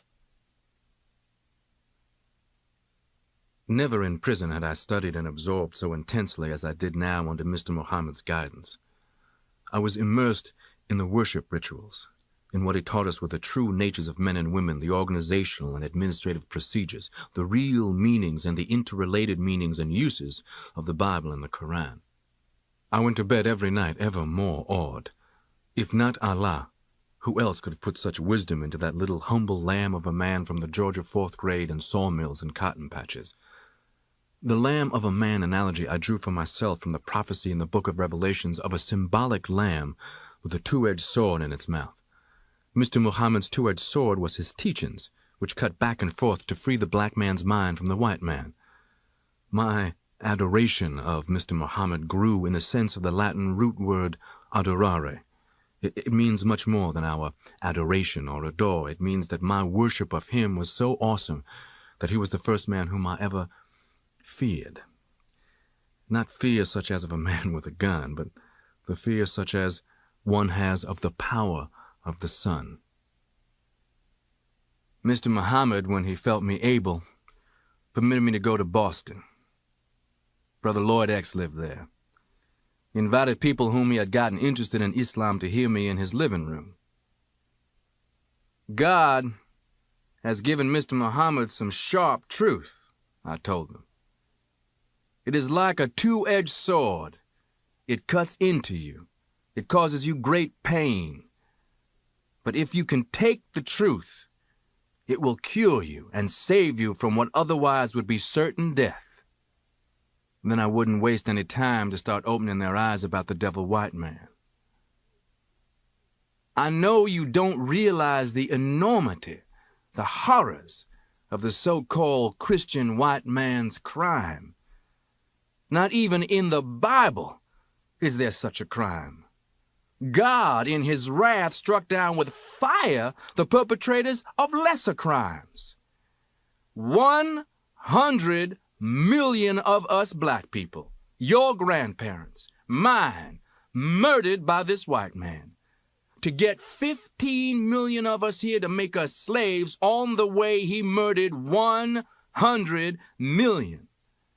I wish it was possible for me to show you the sea bottom in those days, the black bodies, the blood, the bones broken by boots and clubs, the pregnant black women who were thrown overboard if they got too sick, thrown overboard to the sharks that had learned that following these slave ships was the way to grow fat. Why, the white man's raping of the black race's woman began right on those slave ships. The blue-eyed devil could not even wait until he got them here. While brothers and sisters, civilized mankind has never known such an orgy of greed and lust and murder. The dramatization of slavery never failed intensely to arouse Negroes hearing its horrors spelled out for the first time. It's unbelievable how many black men and women have let the white man fool them into holding an almost romantic idea of what slave days were like. And once I had them fired up with slavery, I would shift the scene to themselves. I want you, when you leave this room, to start to see all this whenever you see the devil white man. Oh yes, he's a devil. I just want you to start watching him. In his places where he doesn't want you around. Watch him reveling in his preciousness and his exclusiveness and his vanity while he continues to subjugate you and me. Every time you see a white man, think about the devil you're seeing. Think of how it was on your slave foreparents' bloody, sweaty backs that he built this empire that's today the richest of all nations, where his evil and his greed caused him to be hated around the world. Every meeting, the people who had been there before returned bringing friends. None of them ever had heard the raps taken off the white man. I can't remember any black man in those living room audiences in Brother Lloyd X's home at 5 Wellington Street who didn't stand up immediately when I asked after each lecture, "Will all stand who believe what you have heard?" And each Sunday night some of them stood while I could see others not quite ready when I asked, "How many of you want to follow the Honorable Elijah Muhammad?" Enough had stood up after about 3 months that we were able to open a little temple. I remember with what pleasure we rented some folding chairs. I was beside myself with joy when I could report to Mr. Muhammad a new temple address. It was when we got this little mosque that my sister Ella first began to come to hear me. She sat staring as though she couldn't believe it was me. Ella never moved, even when I had only asked all who believed what they had heard to stand up. She contributed when our collection was held. It didn't bother or challenge me at all about Ella. I never even thought about converting her, as tough-minded and cautious about joining anything as I personally knew her to be. I wouldn't have expected anyone short of Allah himself to have been able to convert Ella. As Temple 11's minister, I served only briefly because as soon as I got it organized by March 1954, I left it in charge of Minister Ulysses X, and the messenger moved me on to Philadelphia. The city of brotherly love black people reacted even faster to the truth about the white man than the Bostonians had, and Philadelphia's Temple 12 was established by the end of May. It had taken a little under 3 months. The next month, because of those Boston and Philadelphia successes, Mr. Muhammad appointed me to be the minister of Temple 7 in vital New York City. I can't start to describe for you my welter of emotions. For Mr. Muhammad's teachings really to resurrect American black people, Islam obviously had to grow very big, and no way in America was such a single temple potential available as in New York's 5 boroughs. They contained over 1 million black people. Organizing, recruiting, buttonholing brothers and sisters on the street, speaking to rapt audiences, Malcolm X brought scores of new members to New York's Temple 7. He also established new temples in Hartford and Atlanta, and spurred more growth in the Philadelphia, Boston, and Springfield, Massachusetts temples. He spent so much time traveling that the nation provided him with a car. His life became one of constant motion, lecturing, teaching, spreading the word of Islam. He brought thousands of new members into the fold, and his words touched many thousands more. He was a dynamo, charismatic, dedicated, articulate, and as noted by increasing numbers of Muslim sisters, single. I had always been very careful to stay completely clear of any personal closeness with any of the Muslim sisters. My total commitment to Islam demanded having no interest, especially I felt no women. In almost every temple, at least one single sister had let out some broad hint that she thought I needed a wife, so I always made it clear that marriage had no interest for me whatsoever. I was too busy. Every month when I went to Chicago, I would find that some sister had written complaining to Mr. Muhammad that I had talked so hard against women when I taught our special classes about the different natures of the 2 sexes. Now, Islam has very strict laws and teachings about women, the core of them being that the true nature of a man is to be strong and a woman's true nature is to be weak. And while a man must at all times respect his woman, at the same time he needs to understand that he must control her if he expects to get her respect. But in those days, I had my own personal reasons. I wouldn't have considered it possible for me to love any woman. I had too much experience that women were only tricky, deceitful, untrustworthy flesh. I had seen too many men ruined, or at least tied down, or in some other way messed up by women. Women talk too much. To tell a woman not to talk was like telling Jesse James not to carry a gun, or telling a hen not to cackle. Can you imagine Jesse James without a gun, or a hen that didn't cackle? And for anyone in any kind of leadership position such as I was, the worst thing in the world that he could have was the wrong woman. Even Samson, the world's strongest man, was destroyed by the woman who slept in his arms. She was the one whose words hurt him. Anyway, it had been 10 years since I thought anything about any mistress, I guess, and as a minister now, I was thinking even less about getting any wife. And Mr. Muhammad himself encouraged me to stay single.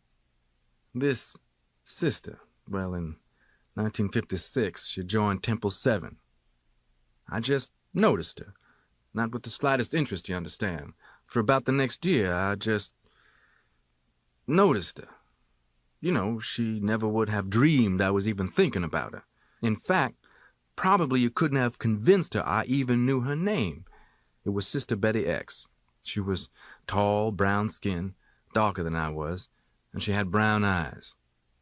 I knew she was a native of Detroit and that she had been a student at Tuskegee Institute in Alabama, an education major. She was in New York in one of the big hospitals' school of nursing. She lectured to the Muslim girls in women's classes on hygiene and medical facts. One day, I thought it would help the women's classes if I took her, just because she happened to be an instructor, to the Museum of Natural History. I wanted to show her some museum displays having to do with the tree of evolution that would help her in her lectures. I could show her proofs of Mr. Muhammad's teachings of such things as that the filthy pig is only a large rodent. The pig is a graft between a rat, a cat, and a dog, Mr. Muhammad taught us. When I mentioned my idea to Sister Betty X, I made it very clear that it was just to help her lectures to her sisters. I had even convinced myself that this was the only reason. Then, by the time of the afternoon I said we would go, well, I telephoned her. I told her I had to cancel the trip, that something important had come up. She said, "Well, you sure waited long enough to tell me, Brother Minister. I was just ready to walk out the door." So I told her, well, all right, just come on then. I'd make it somehow. But I wasn't going to have much time. While we were down there, offhandedly, I asked her all kinds of things. I just wanted some idea of her thinking. You understand, I mean, how she thought.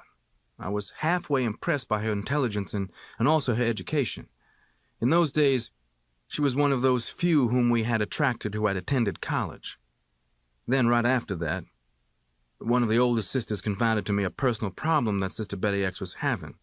I was really surprised that when she had had the chance, Sister Betty X had not mentioned anything to me about it. Every Muslim minister is always hearing the problems of young people whose parents have ostracized them for becoming Muslims. Well, when Sister Betty X told her foster parents who were financing her education that she was a Muslim, they gave her a choice: leave the Muslims or they'd cut off her nursing school. It was right near the end of her term, but she was hanging on to Islam. She began taking babysitting jobs for some of the doctors who lived on the grounds of the hospital where she was training. In my position, I would never have made any move without thinking how it would affect the Nation of Islam organization as a whole. I got to turning it over in my mind. What would happen if I just should happen sometime to think about getting married to somebody? For instance, Sister Betty X. Although it could be any sister in any temple, but Sister Betty X, for instance, would just happen to be the right height for somebody of my height, and also the right age. I was so shocked at myself when I realized what I was thinking, I quit going anywhere near Sister Betty X or anywhere I knew she would be. If she came into our restaurant and I was there, I went out somewhere. I was glad I knew that she had no idea what I'd been thinking about. My not talking to her wouldn't give her any reason to think anything, since there had never been one personal word spoken between us, even if she had thought anything.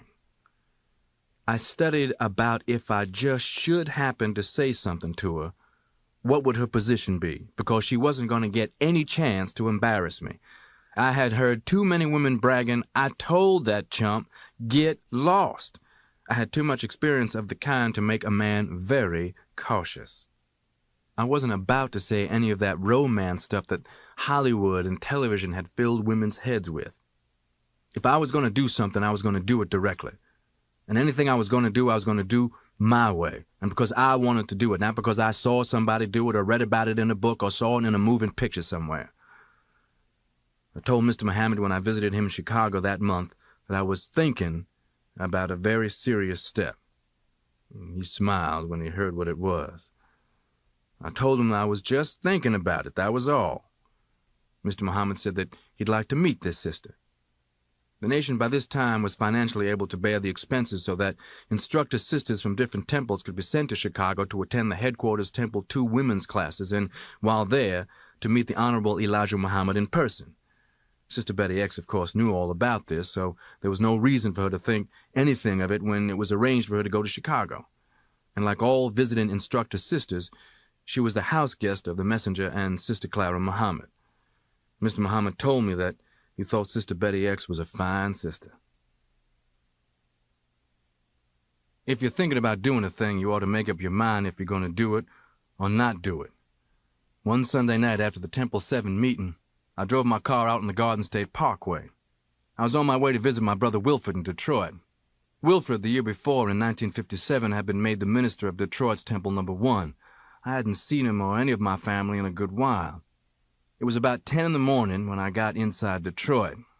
Getting gas at a filling station, I just went to their payphone on a wall. I telephoned Sister Betty X. I had to get information to get the number of the nurse's residence at this hospital. Most numbers I memorized, but I had always made it some point never to memorize her number. Somebody got her to the phone finally.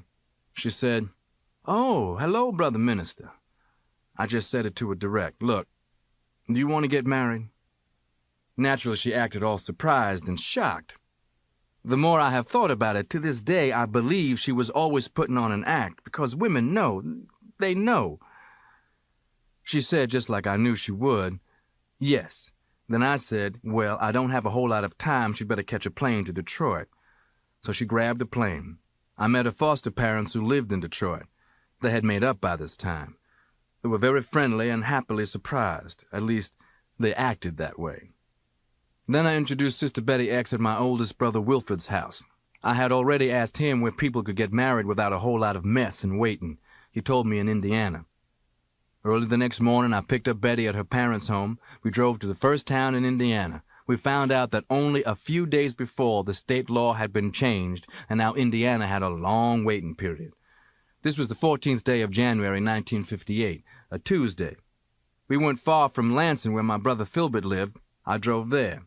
Filbert was at work when we stopped at his house, and I introduced Betty X. She and Filbert's wife were talking when I found out on the phone that we could get married in one day if we rushed. We got the necessary blood tests, then the license. Where the certificate said religion, I wrote Muslim. Then we went to the Justice of the Peace. An old, hunchbacked white man performed the wedding, and all the witnesses were white. Where you're supposed to say all the I do's, we did. They were all standing there smiling and watching every move. The old devil said, "I pronounce you man and wife," and then, "Kiss your bride." I got her out of there. We drove right back to New York together. The news really shook everybody in Temple 7. Some young brothers looked at me as though I had betrayed them, but everybody else was grinning like Cheshire cats. The sisters just about ate up Betty. I never will forget hearing one exclaim, "You got him!" That's like I was telling you, the nature of women. She'd got me. That's part of why I never have been able to shake it out of my mind that she knew something all the time. Maybe she did get me. Anyway, we lived for the next 2.5 years in Queens, sharing a house of 2 small apartments with Brother John Ali and his wife of that time. He's now the National Secretary in Chicago. Attila, our oldest daughter, was born in November 1958. She was named for Attila the Hun. He sacked Rome. Shortly after Attila came, we moved to our present 7-room house in the all-black section of Queens, Long Island. Another girl, Kubla, named after Kubla Khan, was born on Christmas Day of 1960. Then Ilyas is Arabic for Elijah, was born in July of 1962. And in 1964, our fourth daughter, Amala, arrived. I guess by now, I will say, I love Betty. She's the only woman I ever thought about loving, and she's one of the very few, 4 women, whom I have ever trusted. The thing is, Betty's a good Muslim woman and wife. You see, Islam is the only religion that gives both husband and wife a true understanding of what love is. The Western love concept, you take it apart, it really is lust. But love transcends just the physical. Love is disposition, behavior, attitude, thoughts, likes, dislikes. These things make a beautiful woman a beautiful wife. This is the beauty that never fades. You find in your Western civilization that when a man's wife's physical beauty fails, she loses her attraction. But Islam teaches us to look into the woman and teaches her to look into us. Betty does this so she understands me. I would even say I don't imagine many other women might put up with the way I am. Awakening this brainwashed black man and telling this arrogant, devilish white man the truth about himself Betty understands is a full-time job. If I have work to do when I am home, the little time I am at home, she lets me have the quiet I need to work in. I'm rarely at home more than half of any week. I have been away as much as 5 months. I never get much chance to take her anywhere, and I know she likes to be with her husband. She is used to my calling her from airports anywhere from Boston to San Francisco or Miami to Seattle, or here lately cabling her from Cairo, Accra, or the holy city of Mecca. Once, on the long-distance telephone, Betty told me in beautiful phrasing the way she thinks. She said, "You are present when you are away." Later that year, after Betty and I were married, I exhausted myself trying to be everywhere at once, trying to help the nation to keep growing. Guest teaching at the temple in Boston, I ended as always. "Who among you wish to follow the Honorable Elijah Muhammad?" And then I saw, in utter astonishment, that among those who were standing was my sister, Ella. We have a saying that those who are the hardest to convince make the best Muslims, and for Ella it had taken 5 years. I mentioned, you will remember, how in a big city, a sizable organization can remain practically unknown unless something happens that brings it to the general public's attention. Well, certainly no one in the Nation of Islam had any anticipation of the kind of thing that would happen in Harlem one night. 2 white policemen breaking up a street scuffle between some Negroes ordered other Negro passerbys to move on. Of these bystanders, 2 happened to be Muslim brother Johnson Hinton and another brother of Temple 7. They didn't scatter and run the way the white cops wanted. Brother Hinton was attacked with nightsticks. His scalp was split open and a police car came and he was taken to a nearby precinct. The second brother telephoned our restaurant, and with some telephone calls, in less than half an hour, about 50 of Temple 7's men of the Fruit of Islam were standing in ranks formation outside the police precinct house. Other Negroes, curious, came running and gathered in excitement behind the Muslims. The police, coming to the station house front door and looking out of the windows, couldn't believe what they saw. I went in as minister of Temple 7 and demanded to see our brother. The police first said he wasn't there. Then they admitted he was, but said I couldn't see him. I said that until he was seen and we were sure he received proper medical attention, the Muslims would remain where they were. They were nervous and scared of the gathering crowd outside. When I saw our brother Hinton, it was all I could do to maintain myself. He was only semi-conscious. Blood had bathed his head and face and shoulders. I hope I never again have to withstand seeing another case of sheer police brutality like that. I told the lieutenant in charge that man belongs in the hospital. They called an ambulance. When it came and Brother Hinton was taken to Harlem Hospital, we Muslims followed in loose formations for about 15 blocks along Lenox Avenue, probably the busiest thoroughfare in Harlem. Negroes who had never seen anything like this were coming out of stores and restaurants and bars and enlarging the crowd following us. The crowd was big and angry behind the Muslims in front of Harlem Hospital. Harlem's black people were long since sick and tired of police brutality, and they had never seen any organization of black men take a firm stand as we were. A high police official came up to me saying, "Get those people out of there." I told him that our brothers were standing peacefully, disciplined perfectly, and harming no one. He told me those others behind them weren't disciplined. I politely told him those others were his problem. When doctors assured us that Brother Hinton was receiving the best of care, I gave the order and the Muslims slipped away. The other Negroes' mood was ugly, but they dispersed also when we left. We wouldn't learn until later that a steel plate would have to be put in Brother Hinton's skull. After that operation, the Nation of Islam helped him to sue. A jury awarded him over $70,000, the largest police brutality judgment that New York City has ever paid. For New York City's millions of readers of the downtown papers, it was, at that time, another one of the periodic racial unrest in Harlem stories. It was not played up because of what had happened, but the police department, to be sure, pulled out and carefully studied the files on the Nation of Islam and appraised us with new eyes. Most important, in Harlem, the world's most heavily populated black ghetto, the Amsterdam News made the whole story headline news, and for the first time the black man, woman, and child in the streets was discussing those Muslims. The Nation of Islam's relative anonymity was short-lived.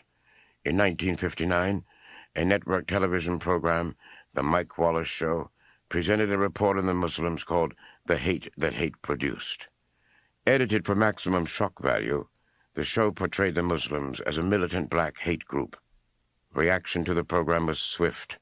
The Muslims were reviled as reverse racists, and their leaders were called demagogues. Dr. C. Eric Lincoln, a black Boston scholar, published a book about the Nation of Islam called The Black Muslims in America.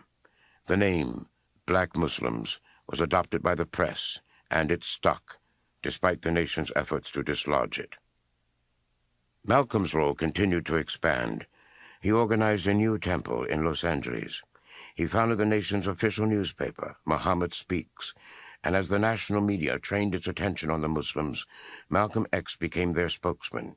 On radio and television programs, in newspapers and magazines, he defended the teachings of Elijah Muhammad. He condemned integration and civil rights as phony attempts by the white man to deflect the black man's anger. When he was attacked by prominent black leaders of the civil rights movement, he returned their fire. "Today's Uncle Tom doesn't wear a handkerchief on his head," he said. "This modern 20th century Uncle Thomas now often wears a top hat. This Uncle Thomas is a professional Negro. By that I mean his profession is being a Negro for the white man." The popularity of the Nation of Islam exploded. The caravans from the East Coast temples to Chicago, once made up of a few carloads of followers, now consisted of 200 to 300 chartered buses, with hundreds more following in private cars. Muslim-owned businesses were proliferating. 2 universities of Islam taught Muslim children in Detroit and Chicago. In 1961, the back page of Muhammad Speaks carried an architect's rendering of a proposed $20 million Islamic center in Chicago. The nation's growth exacted a toll on its leader. Racked by seizures of uncontrollable coughing, Elijah Muhammad moved to Phoenix to relieve his chronic bronchial asthma. As he receded from the public eye, Malcolm X grew correspondingly more prominent. Elijah Muhammad told him, "Brother Malcolm, I want you to become well known, because if you are well known, it will make me better known. But, Brother Malcolm, there is something you need to know. You will grow to be hated when you become well known, because usually people get jealous of public figures."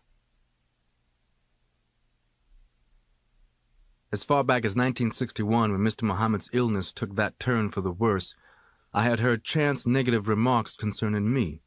I had heard veiled implications. I had noticed other little evidences of the envy and of the jealousy which Mr. Muhammad had prophesied. For example, it was being said that Minister Malcolm is trying to take over the nation. It was being said that I was taking credit for Mr. Muhammad's teachings. It was being said that I was trying to build an empire for myself. It was being said that I loved playing coast-to-coast Mr. Big Shot. When I heard these things, actually, they didn't anger me. They helped me to re-steel my inner resolve that such lies would never become true of me. I would always remember that Mr. Muhammad had prophesied this envy and jealousy. This would help me to ignore it because I knew that he would understand if he ever should hear such talk. A frequent rumor among non-Muslims was, Malcolm X is making a pile of money. All Muslims at least knew better than that. Me making money? The FBI and the CIA and the IRS all combined can't turn up a thing I got, beyond a car to drive and a 7-room house to live in. And by now the Nation of Islam is jealously and greedily trying to take away even that house. I had access to money, yes. Elijah Muhammad would authorize for me any amount that I had asked for. But he knew, as every Muslim official knew, that every nickel and dime I ever got was used to promote the Nation of Islam. My attitude toward money generated the only domestic quarrel that I have ever had with my beloved wife, Betty. As our children increased in number, so did Betty's hints to me that I should put away something for our family. But I refused, and finally we had this argument. I put my foot down. I knew I had in Betty a wife who would sacrifice her life for me if such an occasion ever presented itself to her, but still I told her that too many organizations had been destroyed by leaders who tried to benefit personally, often goaded into it by their wives. We nearly broke up over this argument. I finally convinced Betty that if anything ever happened to me, that the Nation of Islam would take care of her for the rest of her life and of our children until they were grown. I could never have been a bigger fool. In every radio or television appearance, in every newspaper interview, I have always made it crystal clear that I was Mr. Muhammad's representative. Anyone who ever heard me make a public speech during this time knows that at least once a minute I said, "The Honorable Elijah Muhammad teaches." I would refuse to talk with any person who ever tried any so-called joke about my constant reference to Mr. Muhammad. Whenever anyone said or wrote, "Malcolm X, the number 2 black Muslim," I would recoil. I have called up reporters and asked them never to use that phrasing again, explaining to them all Muslims are number 2 after Mr. Muhammad. I believe that no man in the Nation of Islam could have gained the international prominence I gained with the wings Mr. Muhammad had put on me, plus having the freedom that he granted me to take liberties and do things on my own, and still have remained as faithful and selfless a servant to him as I was. I would say that it was in 1962 when I began to notice that less and less about me appeared in our nation's Muhammad Speaks. I learned that Mr. Muhammad's son, Herbert, now the paper's publisher, had instructed that as little as possible be printed about me. In fact, there was more in the Muslim paper about integrationist Negro leaders than there was about me. I could read more about myself in the European, Asian, and African press. I'm not griping about publicity for myself. I already had received more publicity than many world personages. But I resented the fact that the Muslims' own newspaper denied them news of important things being done in their behalf, simply because it happened that I had done the things. I was conducting rallies, trying to propagate Mr. Muhammad's teachings, and because of jealousy and narrow-mindedness, finally I got no coverage at all. For by now an order had been given to completely black me out of the newspaper. But I would put these things out of my mind as they occurred. At least, as much as I humanly could, I put them out of my mind. I'm not trying to make myself seem right and noble. I am telling the truth. I loved the nation and Mr. Muhammad. I lived for the nation and for Mr. Muhammad. But during 1963, I couldn't help being very hypersensitive to my critics in high posts within our nation. I quit selecting certain of my New York brothers and giving them money to go and lay groundwork for new mosques in other cities because slighting remarks were being made about Malcolm's ministers. In a time in America when it was of arch importance for a militant black voice to reach mass audiences, Life magazine wanted to do a personal story of me, and I refused. I refused again when a cover story was offered by Newsweek. I refused again when I could have been a guest on the top-rated Meet the Press television program. Each refusal was a loss for the black man and for the Nation of Islam. Each refusal was a specific loss, and each refusal was made because of Chicago's attitude. There was jealousy because I had been requested to make these featured appearances. When a high-powered rifle slug tore through the back of the NAACP Field Secretary Medgar Evers in Mississippi, I wanted to say the blunt truths that needed to be said. When a bomb was exploded in a Negro Christian church in Birmingham, Alabama, snuffing out the lives of those 4 beautiful little black girls, I made comments, but not what should have been said about the climate of hate that the American white man was generating and nourishing. Mr. Muhammad made me the nation's first national minister. At a late 1963 rally in Philadelphia, Mr. Muhammad, embracing me, said to that audience before us, "This is my most faithful, hard-working minister. He will follow me until he dies." He had never paid such a compliment to any Muslim. No praise from any other earthly person could have meant more to me. But this would be Mr. Muhammad's and my last public appearance together. Not long before, I had been on the Jerry Williams radio program in Boston when someone handed me an item hot off the Associated Press machine. I read that a chapter of the Louisiana Citizens Council had just offered a $10,000 reward for my death. But the threat of death was much closer to me than somewhere in Louisiana. What I am telling you is the truth. When I discovered who else wanted me dead, I'm telling you, it nearly sent me to Bellevue. In my 12 years as a Muslim minister, I had always taught so strongly on the moral issues that many Muslims accused me of being anti-woman. The very keel of my teaching and my most bone-deep personal belief was that Elijah Muhammad in every aspect of his existence was a symbol of moral, mental, and spiritual reform among the American black people. For 12 years, I had taught that within the entire nation of Islam, my own transformation was the best example I knew of Mr. Muhammad's power to reform black men's lives. From the time I entered prison until I married, about 12 years later, because of Mr. Muhammad's influence upon me, I had never touched a woman. But around 1963, if anyone had noticed, I spoke less and less of religion. I taught social doctrine to Muslims and current events and politics. I stayed wholly off the subject of morality. And the reason for this was that my faith had been shaken in a way that I can never fully describe. For I had discovered Muslims had been betrayed by Elijah Muhammad himself. I want to make this as brief as I can, only enough so that my position and my reactions will be understood. As to whether or not I should reveal this, there's no longer any need for any question in my mind, for now the public knows. To make it concise, I will quote from one wire service story as it appeared in newspapers and was reported over radio and television across the United States. Los Angeles, July 3rd, UPI. Elijah Muhammad, 67-year-old leader of the Black Muslim movement, today faced paternity suits from 2 former secretaries who charged he fathered their 4 children. Both women are in their 20s. Miss Rosary and Miss Williams charged they had intimacies with Elijah Muhammad from 1957 until this year. Miss Rosary alleged he fathered her 2 children and said she was expecting a 3rd child by him. The other plaintiff said he was the father of her daughter. As far back as 1955, I had heard hints, but believe me when I tell you this. For me even to consider believing anything as insane-sounding as any slightest implication of any immoral behavior of Mr. Muhammad, why, the very idea made me shake with fear. And so my mind simply refused to accept anything so grotesque as adultery mentioned in the same breath with Mr. Muhammad's name. Adultery. Why, any Muslim guilty of adultery was summarily ousted in disgrace. One of the nation's most closely kept scandals was that a succession of the personal secretaries of Mr. Muhammad had become pregnant.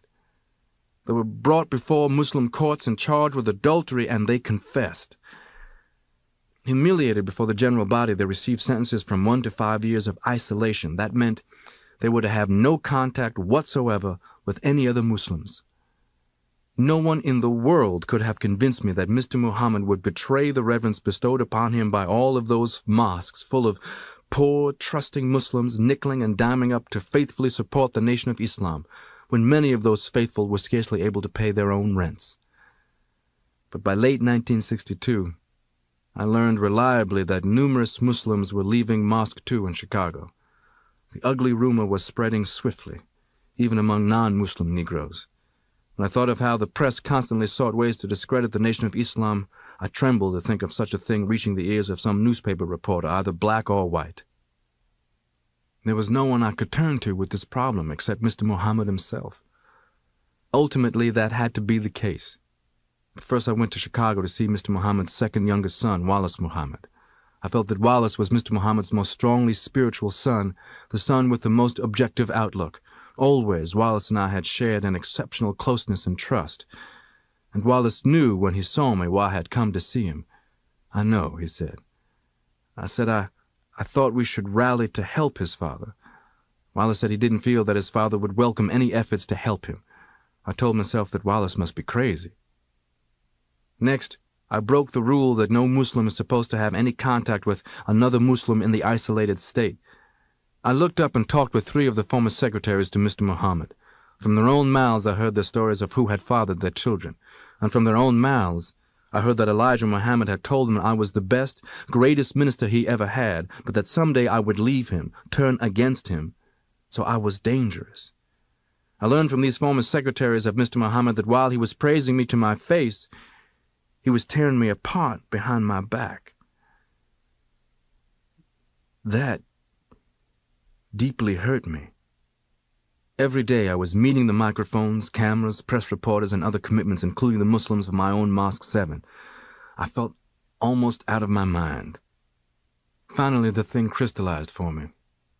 As long as I did nothing, I felt it was the same as being disloyal. I felt that as long as I sat down, I was not helping Mr. Muhammad when somebody needed to be standing up.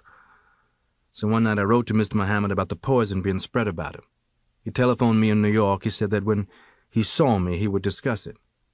I desperately wanted to find some way, some kind of bridge over which I was certain the Nation of Islam could be saved from self-destruction. I had faith in the nation. We weren't some group of Christian Negroes jumping and shouting and full of sins. I thought of one bridge that could be used if and when the shattering disclosure should become public. Loyal Muslims could be taught that a man's accomplishments in his life outweigh his personal human weaknesses. Wallace Muhammad helped me to review the Quran and the Bible for documentation. David's adultery with Bathsheba weighed less on history scales, for instance, than the positive fact of David's killing Goliath. Thinking of Lot, we think not of incest, but of his saving the people from the destruction of Sodom and Gomorrah. Or, our image of Noah isn't of his getting drunk, but of his building the ark and teaching people to save themselves from the flood. We think of Moses leading the Hebrews from bondage, not of Moses' adultery with the Ethiopian women. In all of the cases I reviewed, the positive outweighed the negative. Elijah Muhammad had me fly to Phoenix to see him in April 1963. We embraced as always, and almost immediately he took me outside where we began to walk by his swimming pool. He was the messenger of Allah. When I was a foul, vicious convict, so evil that other convicts had called me Satan, this man had rescued me. He was the man who had trained me, who had treated me as if I were his own flesh and blood. He was the man who had given me wings to go places, to do things I otherwise never would have dreamed of. We walked, with me caught up in a whirlwind of emotions. "Well, son," Mr. Muhammad said, "what is on your mind?" Plainly, frankly, pulling no punches, I told Mr. Muhammad what was being said. And without waiting for any response from him, I said that with his son Wallace's help I had found in the Quran and the Bible that which might be taught to Muslims if it became necessary as the fulfillment of prophecy. "Son, I'm not surprised," Elijah Muhammad said. "You always have had such a good understanding of prophecy and of spiritual things. You recognize that's what all of this is, prophecy. You have the kind of understanding that only an old man has." "I'm David," he said. "When you read about how David took another man's wife, I'm that David. You read about Noah who got drunk, that's me. You read about Lot who went and laid up with his own daughters. I have to fulfill all of those things. Hoping to ease the blow of their leaders' indiscretions, Malcolm X took it upon himself to tell a select group of East Coast Muslim officials what had happened. Several of them, he discovered, already knew. Then his attempt to put out the fire exploded in his face. In Chicago, temple officials accused Malcolm X of demeaning the character of Elijah Muhammad. Malcolm was shocked by their reaction, but it was only the first of a succession of revelations. On November 22, 1963, John F. Kennedy was assassinated in Dallas. Elijah Muhammad immediately issued a directive to his ministers to make no comment concerning the assassination. At a speaking engagement a few days later, Malcolm X was asked his opinion of Kennedy's death. He said what he felt, that it was a case of the chickens coming home to roost. The white man's hate, he said, had spread beyond the killing of innocent blacks and now had reached America's president. The climate of hate and violence in America was cited by many world leaders and journalists as a reason for Kennedy's murder. But when Malcolm X said it, the nation's newspapers screamed in outrage, and to Malcolm it revealed another hard truth. The jealousies that Elijah Muhammad had prophesied were manifest in Elijah Muhammad himself. The Muslim leader seized on Malcolm's Kennedy comment as a reason to first silence and then banish his principal minister. But Malcolm soon learned his ouster was not enough. The Muslims wanted his life. The first direct order for my death was issued through a Mosque 7 official who previously had been a close assistant. Another previously close assistant of mine was assigned to do the job. He was a brother with a knowledge of demolition. He was asked to wire my car to explode when I turned the ignition key. But this brother, it happened, had seen too much of my loyalty to the nation to carry out his order. Instead, he came to me. I thanked him for my life. I told him what was really going on in Chicago. He was stunned almost beyond belief. This brother was close to others in the Mosque 7 circle who might subsequently be called upon to eliminate me. He said he would take it upon himself to enlighten each of them enough so that they wouldn't allow themselves to be used. This first direct death order was how, finally, I began to arrive at my psychological divorce from the Nation of Islam. I began to see wherever I went, on the streets, in business places, on elevators, sidewalks, and passing cars, the faces of Muslims whom I knew, and I knew that any of them might be waiting the opportunity to try to put a bullet into me. I was racking my brain. What was I going to do? My life was inseparably committed to the American black man's struggle. I was generally regarded as a leader. For years I had attacked so many so-called black leaders for their shortcomings. Now, I had to honestly ask myself what I could offer, how I was genuinely qualified to help the black people win their struggle for human rights. I had enough experience to know that in order to be a good organizer of anything which you expect to succeed, including yourself, you must almost mathematically analyze cold facts. I had, as one asset I knew, an international image. No amount of money could have bought that. I knew that if I said something newsworthy, people would read or hear of it, maybe even around the world, depending on what it was. More immediately in New York City, where I would naturally base any operation, I had a large, direct personal following of non-Muslims. I knew that the great lack of most of the big-named Negro leaders was their lack of any true rapport with the ghetto Negroes. How could they have rapport when they spent most of their time integrating with white people? I knew that the ghetto people knew that I never left the ghetto in spirit, and I never left it physically any more than I had to. I had a ghetto instinct. For instance, I could feel if tension was beyond normal in a ghetto audience, and I could speak and understand the ghetto's language. There was an example of this that always flew into my mind every time I heard some of the big-name Negro leaders declaring they spoke for the ghetto black people. After a Harlem street rally, one of these downtown leaders and I were talking when we were approached by a Harlem hustler. To my knowledge, I'd never seen this hustler before.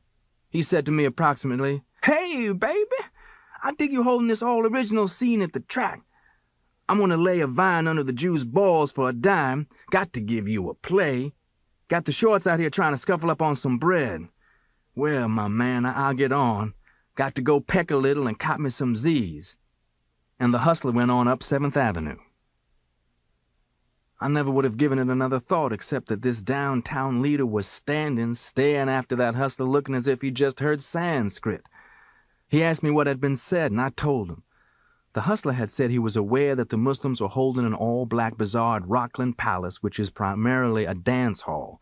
The hustler intended to pawn a suit for $10 to attend and patronize the bazaar. He had very little money, but he was trying hard to make some. He was going to eat, then he would get some sleep. The point that I'm making is that as a leader, I could talk over the ABC, CBS, or NBC microphones at Harvard or at Tuskegee. I could talk with the so-called middle-class Negro and with the ghetto blacks, whom all the other leaders just talked about. And because I had been a hustler, I knew better than all whites knew, and better than nearly all the black leaders knew, that actually the most dangerous black man in America was the ghetto hustler. Why do I say this? The hustler out there in the ghetto jungles has less respect for the white power structure than any other Negro in North America. The ghetto hustler is internally restrained by nothing. He has no religion, no concept of morality, no civic responsibility, no fear, nothing. To survive, he is out there constantly preying upon others, probing for any human weaknesses like a ferret. The ghetto hustler is forever frustrated, restless, and anxious for some action. Whatever he undertakes, he commits himself to it fully. Absolutely. What makes the ghetto hustler yet more dangerous is his glamour image to the school dropout youth in the ghetto. These ghetto teenagers see the hell caught by their parents struggling to get somewhere, or see that they have given up struggling in the prejudiced, intolerant white man's world. The ghetto teenagers make up their own minds that they would rather be like the hustler, who they see dressed sharp and flashing money and displaying no respect for anybody or anything. So the ghetto youth become attracted to the hustler worlds of dope, thievery, prostitution, and general crime and immorality. It scared me the first time I really saw the danger of these ghetto teenagers if they are ever sparked into violence. One sweltering summer afternoon, I attended a Harlem street rally which contained a lot of these teenagers in the crowd. I had been invited by some responsible Negro leaders who normally never spoke to me.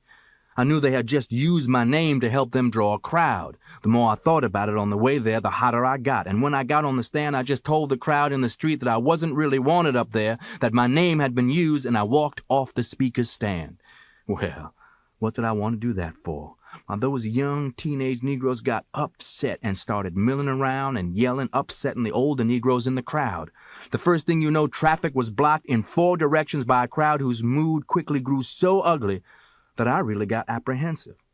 I got on top of a car and began waving my arms and yelling at them to quiet down. They did quiet. And then I asked them to disperse, and they did. This was when it began being said that I was America's only Negro who could stop a race riot cold or start one. I don't know if I could do either one, but I know one thing. It had taught me in a very few minutes to have a whole lot of respect for the human combustion that is packed among the hustlers and the young admirers who live in the ghettos where the northern white man has sealed off the Negro away from whites for 100 years. In the end, I reasoned that the decision already had been made for me. I felt a challenge to plan and build an organization that could help to cure the black man in North America of the sickness which has kept him under the white man's heel. Substantially, as I saw it, the organization I hoped to build would differ from the Nation of Islam in that it would embrace all faiths of black men and would carry into practice what the Nation of Islam had only preached. Rumors were swirling, particularly in East Coast cities. What was I going to do? Well, the first thing I was going to have to do was to attract far more willing hands and heads than my own. Each day, More militant action brothers who had been with me in Mosque 7 announced their break from the Nation of Islam to come with me, and each day I learned in one or another way of more support from non-Muslim Negroes, including a surprising lot of the middle and upper-class black bourgeoisie who were sick of the status symbol charade. There was a growing clamor. When are you going to call a meeting to get organized? To hold the first meeting, I arranged to rent the Carver Ballroom at the Hotel Teresa, which is at the corner of 125th Street and 7th Avenue, which might be called one of Harlem's fuse box locations. The Amsterdam News reported the planned meeting, and many readers inferred that we were establishing our beginning mosque in the Teresa. Telegrams and letters and telephone calls came to the hotel for me from across the country. The general tone was that this was a move that people had waited for. People I'd never heard of expressed confidence in me in moving ways. Numerous people said that the Nation of Islam's stringent moral restrictions had repelled them, and they wanted to join me.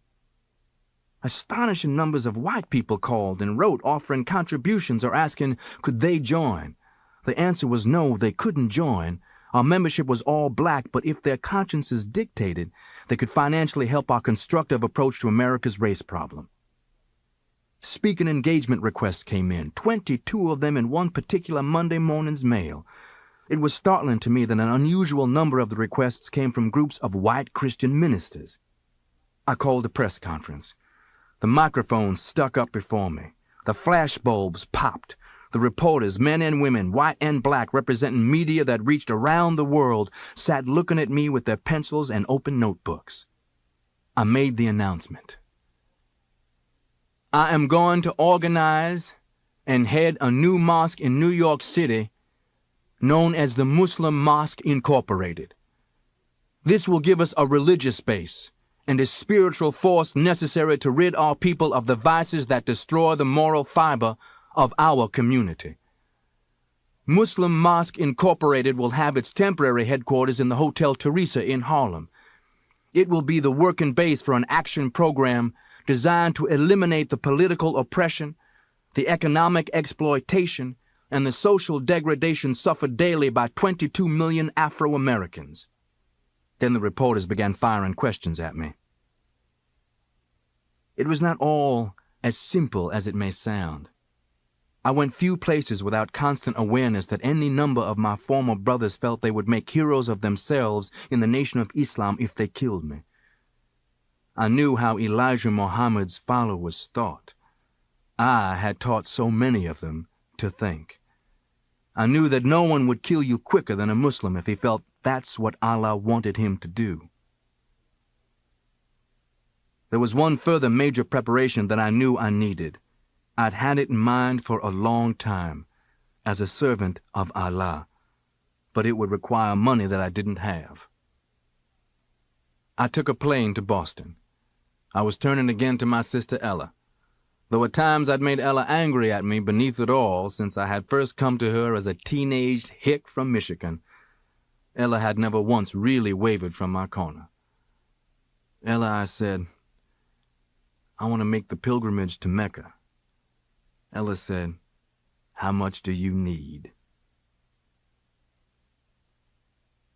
Malcolm X's life was characterized by sudden, dramatic change. From small-town boy to big-city hustler, from convict to worldwide prominence as a leader of and spokesman for his people. His pilgrimage to Mecca would inspire one more seminal change. For the first time in his life, everyone he met, from statesmen to shepherds, treated him as an equal, as a fellow human being, without regard for the color of his skin. All along his journey, he met people, black, brown, white, red, and yellow people, who helped him realize his dream. In New York, Dr. Mahmoud Youssef Chouabi, a professor at the University of Cairo and a United Nations advisor, gave him a signed letter approving his pilgrimage as required by the Saudi Arabian consulate. Dr. Chouabi also gave Malcolm a book, The Eternal Message of Muhammad. He told Malcolm that the book's author, Abdul al-Rahman Assam, was a close advisor of the Arabian ruler, Prince Faisal. Assam, he said, had followed the stories of Malcolm X in the press closely. It was the first of many signs, Malcolm felt, that Allah was with him.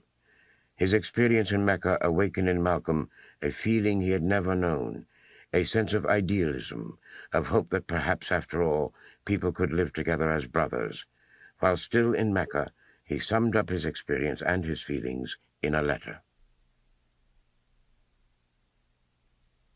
I have reflected since that the letter I finally sat down to compose had been subconsciously shaping itself in my mind.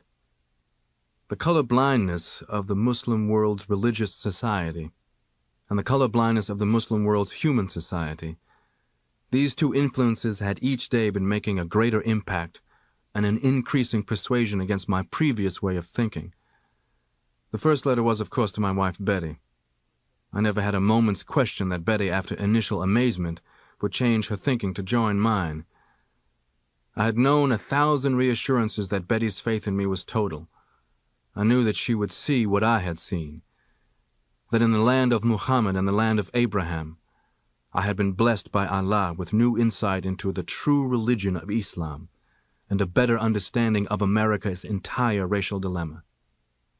After the letter to my wife, I wrote next essentially the same letter to my sister Ella, and I knew where Ella would stand. She had been saving to make the pilgrimage to Mecca herself. I wrote to Dr. Shawarbi, whose belief in my sincerity had enabled me to get a passport to Mecca. All through the night I copied similar long letters for others who were very close to me. Among them was Elijah Muhammad's son, Wallace Muhammad, who had expressed to me his conviction that the only possible salvation for the nation of Islam would be its accepting and projecting a better understanding of Orthodox Islam. And I wrote to my loyal assistants at my newly formed Muslim Mosque Incorporated in Harlem, with a note appended, asking that my letter be duplicated and distributed to the press. I knew that when my letter became public knowledge back in America, many would be astounded, loved ones, friends, and enemies alike. And no less astounded would be millions whom I did not know, who had gained during my 12 years with Elijah Muhammad a hate image of Malcolm X. Even I was myself astounded. But there was a precedent in my life for this letter. My whole life has been a chronology of changes. Here is what I wrote from my heart. Never have I witnessed such sincere hospitality and the overwhelming spirit of true brotherhood as is practiced by people of all colors and races here in this ancient holy land, the home of Abraham, Muhammad, and all the other prophets and of the Holy Scriptures. For the past week I have been utterly speechless and spellbound by the graciousness I see displayed all around me by people of all colors. I have been blessed to visit the holy city of Mecca. I have made my 7 circuits around the Kaaba, led by a young mutawaf named Muhammad. I drank water from the well of Zemzem. I ran 7 times back and forth between the hills of Mount Asafa and Al-Marwa. I have prayed in the ancient city of Mina, and I have prayed on Mount Arafat. There were tens of thousands of pilgrims from all over the world. They were of all colors, from blue-eyed blondes to black-skinned Africans. But we were all participating in the same ritual, displaying a spirit of unity and brotherhood that my experiences in America had led me to believe never could exist between the white and the non-white. America needs to understand Islam, because this is the one religion that erases from its society the race problem. Throughout my travels in the Muslim world, I have met, talked to, and even eaten with people who in America would have been considered white, but the white attitude was removed from their minds by the religion of Islam. I have never before seen sincere and true brotherhood practiced by all colors together, irrespective of their color. You may be shocked by these words coming from me, but on this pilgrimage, what I have seen and experienced has forced me to rearrange much of my thought patterns previously held, and to toss aside some of my previous conclusions. During the past 11 days here in the Muslim world, I have eaten from the same plate, drunk from the same glass, and slept in the same bed or on the same rug while praying to the same God with fellow Muslims whose eyes were the bluest of blue, whose hair was the blondest of blonde, and whose skin was the whitest of white. and in the words and in the actions and in the deeds of the white Muslims, I felt the same sincerity that I felt among the black African Muslims of Nigeria, Sudan, and Ghana.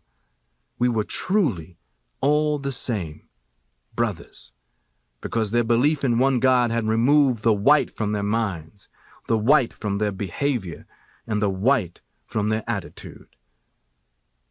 I could see from this that perhaps if white Americans could accept the oneness of God, then perhaps, too, they could accept in reality the oneness of man, and cease to measure and hinder and harm others in terms of their differences in color. Each hour here in the Holy Land enables me to have greater spiritual insights into what is happening in America between black and white. The American Negro can never be blamed for his racial animosities. He's only reacting to 400 years of the conscious racism of American whites. But as racism leads America up the suicide path, I do believe from the experiences that I have had with them that the whites of the younger generation in the colleges and universities will see the handwriting on the wall, and many of them will turn to the spiritual path of truth, the only way left to America to ward off the disaster that racism inevitably must lead to. Never have I been so highly honored. Never have I been made to feel more humble and unworthy. Who would believe the blessings that have been heaped upon an American Negro? A few nights ago, a man who would be called in America a white man, a United Nations diplomat, an ambassador, a companion of kings, gave me his hotel suite, his bed. By this man, His Excellency Prince Faisal, who rules this holy land, was made aware of my presence here in Jeddah. The very next morning, Prince Faisal's son, in person, informed me that by the will and decree of his esteemed father, I was to be a state guest. The Deputy Chief of Protocol himself took me before the Hajj court. His Holiness Sheikh Muhammad Harkoon himself okayed my visit to Mecca. His Holiness gave me 2 books on Islam with his personal seal and autograph, and he told me that he prayed that I would be a successful preacher of Islam in America. A car, a driver, and a guide have been placed at my disposal, making it possible for me to travel about this holy land almost at will. The government provides air-conditioned quarters and servants in each city that I visit. Never would I have even thought of dreaming that I would ever be a recipient of such honors. Honors that in America would be bestowed upon a king, not a Negro. All praise is due to Allah, the Lord of all the worlds. Sincerely, El Hajj Malik El Shabazz, Malcolm X. When his pilgrimage was over, Malcolm X did not go directly home. He went instead to Lebanon, and from there back to Egypt, and then to Nigeria and Ghana.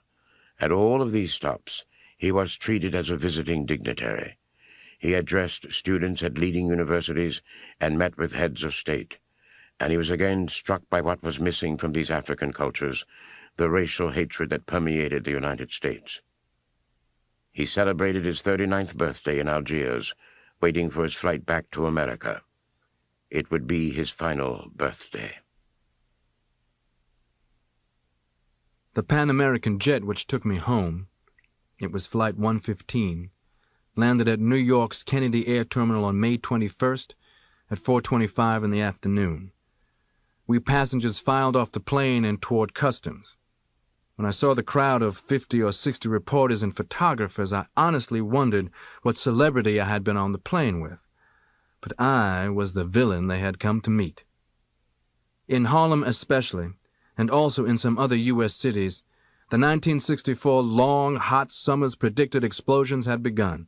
Article after article in the white man's press had cast me as a symbol, if not a causative agent, of the revolt and of the violence of the American black man wherever it had sprung up. In the biggest press conference that I had ever experienced anywhere, the camera bulbs flashed and the reporters fired questions. Mr. Malcolm X, what about those blood brothers reportedly affiliated with your organization, reportedly trained for violence, who have killed innocent white people? Mr. Malcolm X, what about your comment that Negroes should form rifle clubs? I answered the questions. I knew I was back in America again, hearing the subjective, scapegoat-seeking questions of the white man. New York white youth were killing victims. That was a sociological problem. But when black youth killed somebody, the power structure was looking to hang somebody. When black men had been lynched or otherwise murdered in cold blood, it was always said, things will get better. When whites had rifles in their homes, the Constitution gave them the right to protect their home and themselves. But when black people even spoke of having rifles in their homes, that was ominous. I slipped in on the reporters something they hadn't been expecting.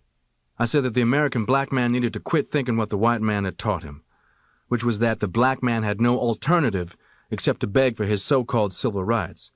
I said that the American black man needed to recognize that he had a strong, airtight case to take to the United States before the United Nations on a formal accusation of denial of human rights, and that if Angola and South Africa were precedent cases, then there would be no easy way that the United States could escape being censored right on its own home ground. Just as I had known, the press wanted to get me off that subject. I was asked about my letter from Mecca. I was all set with a speech regarding that.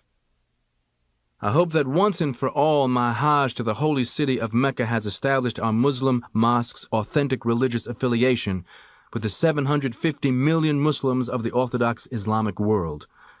And I know once and for all that the black Africans look upon America's 22 million blacks as long-lost brothers. They love us. They study our struggle for freedom. They were so happy to hear how we are awakening from our long sleep after so-called Christian white America had taught us to be ashamed of our African brothers and homeland. Yes, I wrote a letter from Mecca. You're asking me, didn't you say that now you accept white men as brothers? Well, my answer is that in the Muslim world I saw, I felt, and I wrote home how my thinking was broadened. Just as I wrote, I shared true brotherly love with many white-complexioned Muslims who never gave a single thought to the race or to the complexion of another Muslim.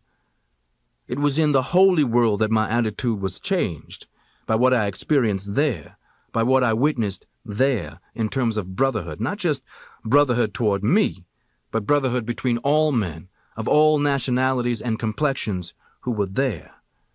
And now that I am back in America, my attitude here concerning white people has to be governed by what my black brothers and I experience here, and what we witness here in terms of brotherhood.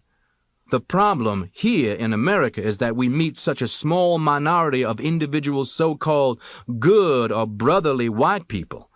Here in the United States, notwithstanding those few good white people, it is the collective 150 million white people whom the collective 22 million black people have to deal with.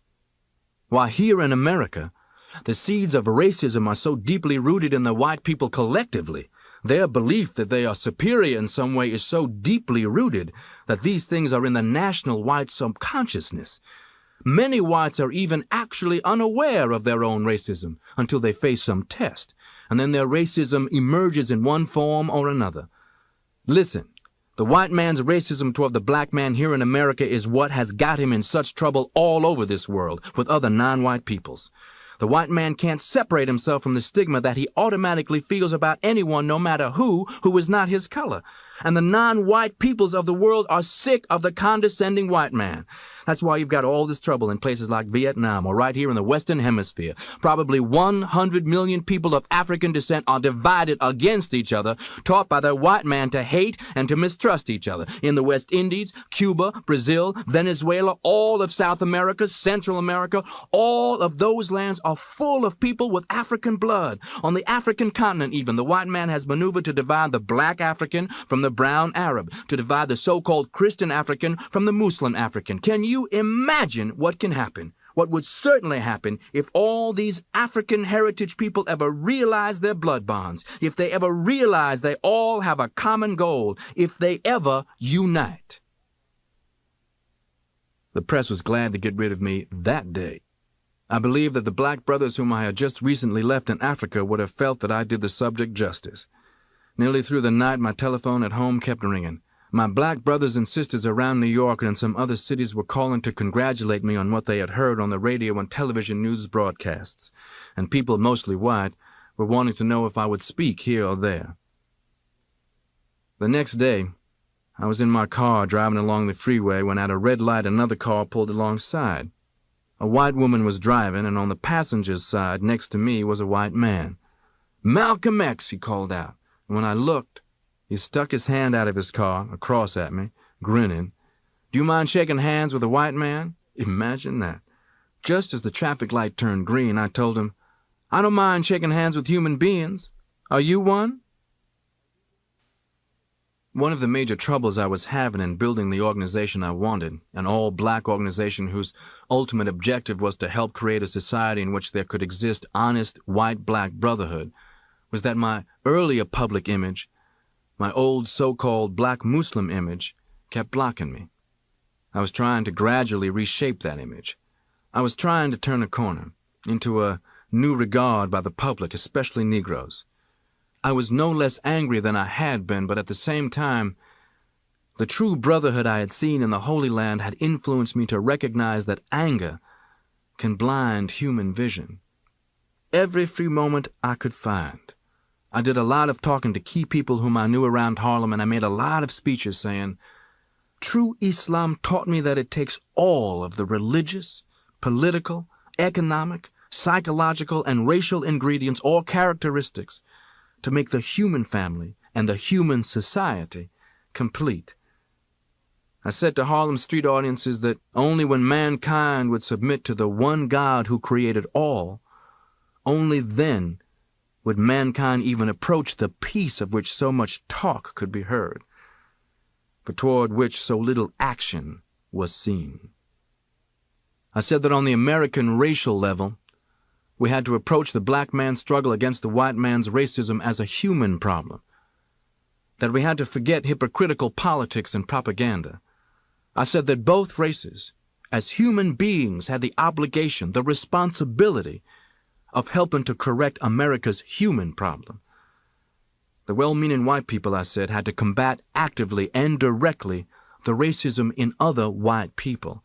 And the black people had to build within themselves much greater awareness that along with equal rights there had to be the bearing of equal responsibilities. I knew, better than most Negroes, how many white people truly wanted to see American racial problems solved. I knew that many whites were as frustrated as Negroes. I'll bet I got 50 letters some days from white people.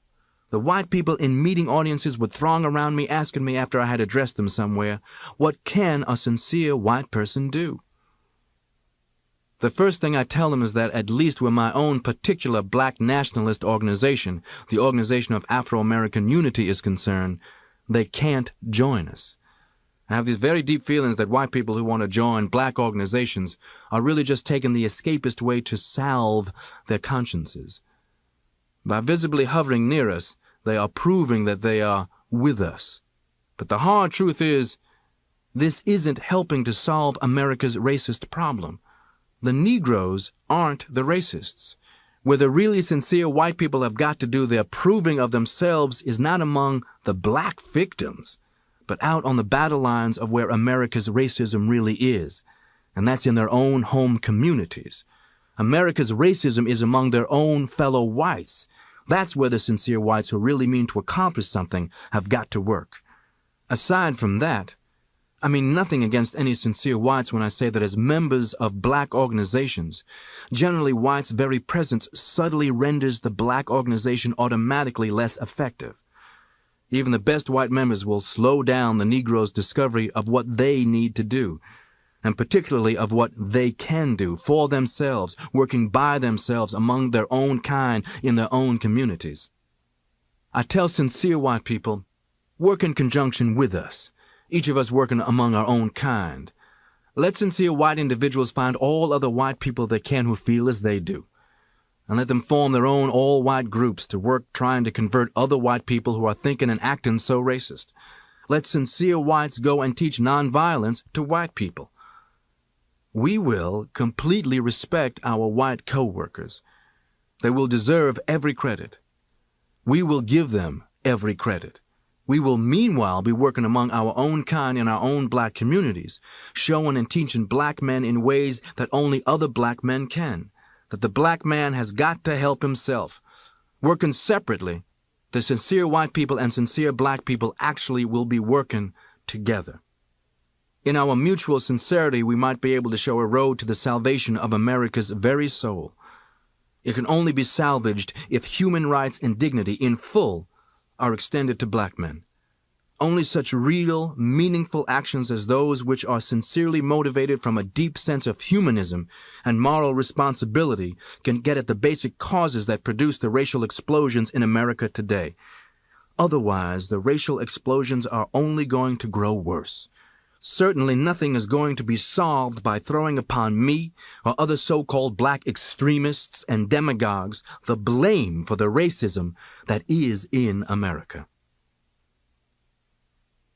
Sometimes I have dared to dream to myself that one day history may even say that my voice, which disturbed the white man's smugness and his arrogance and his complacency, that my voice helped to save America from a grave, possibly even a fatal catastrophe. The goal has always been the same, with the approaches to it as different as mine and Dr. Martin Luther King's nonviolent marching, that dramatized the brutality and the evil of the white man against defenseless blacks. And in the racial climate of this country today, it is anybody's guess which of the extremes in approach to the black man's problems might personally meet a fatal catastrophe first, nonviolent Dr. King or so-called violent me. Anything I do today, I regard as urgent. No man is given but so much time to accomplish whatever is his life's work. My life, in particular, never has stayed fixed in any one position for very long. You have seen how throughout my life I have often known unexpected, drastic changes. I am only facing the facts when I know that any moment of any day or any night could bring me death. This is particularly true since the last trip that I made abroad. I have seen the nature of things that are happening, and I have heard things from sources which are reliable. To speculate about dying doesn't disturb me as it might some people.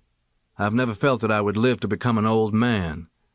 Even before I was a Muslim, when I was a hustler in the ghetto jungle and then a criminal in prison, it always stayed on my mind that I would die a violent death. In fact, it runs in my family.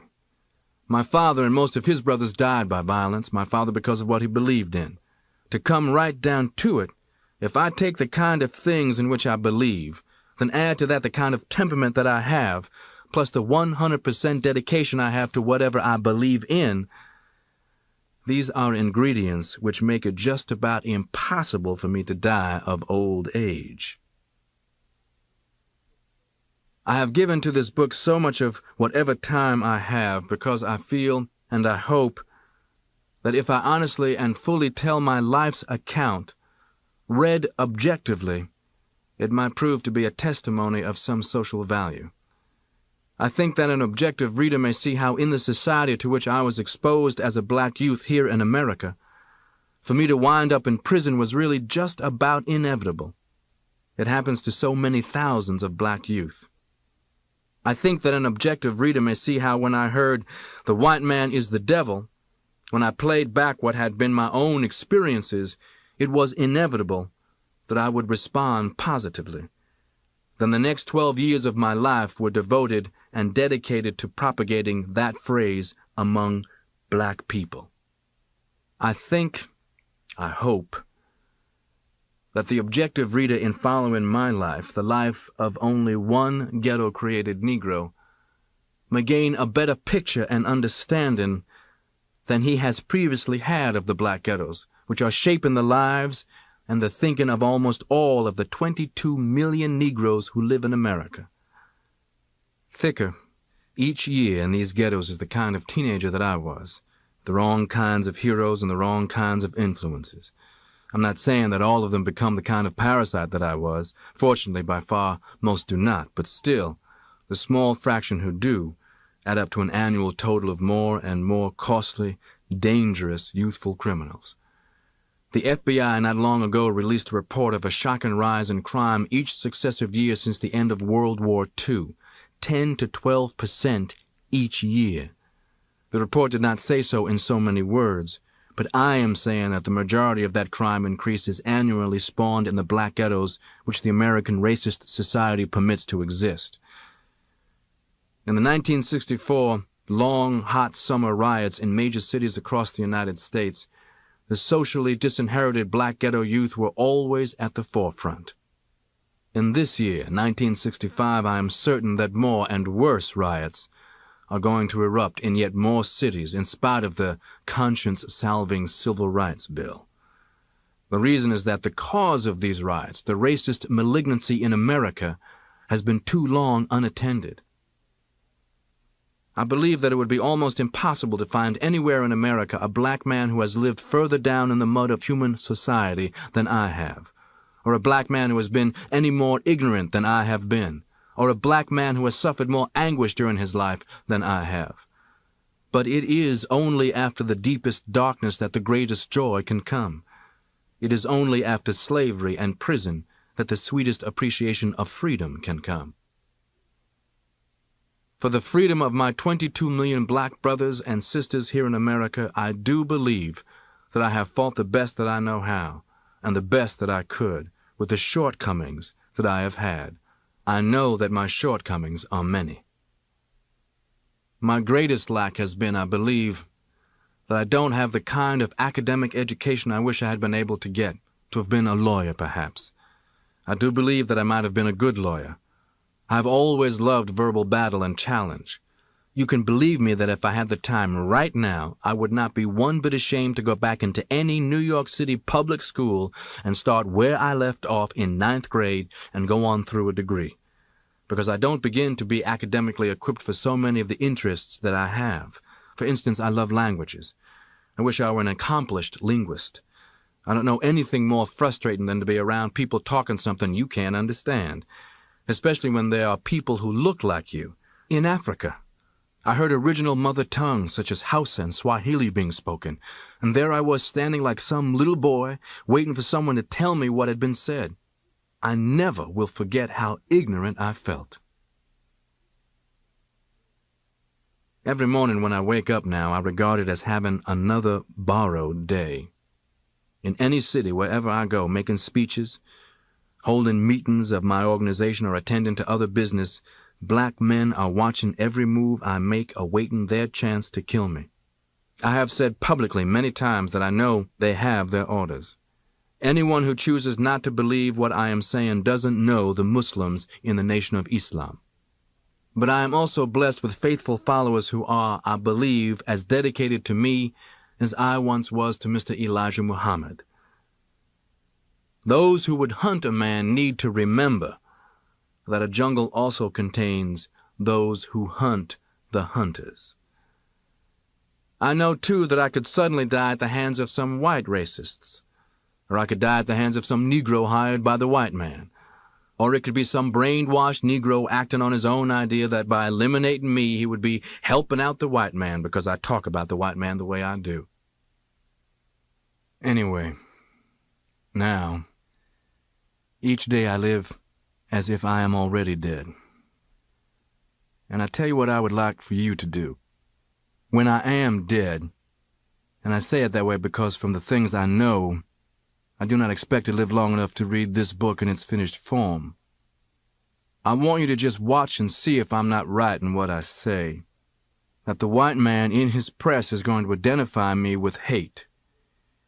He will make use of me dead as he has made use of me alive as a convenient symbol of hatred.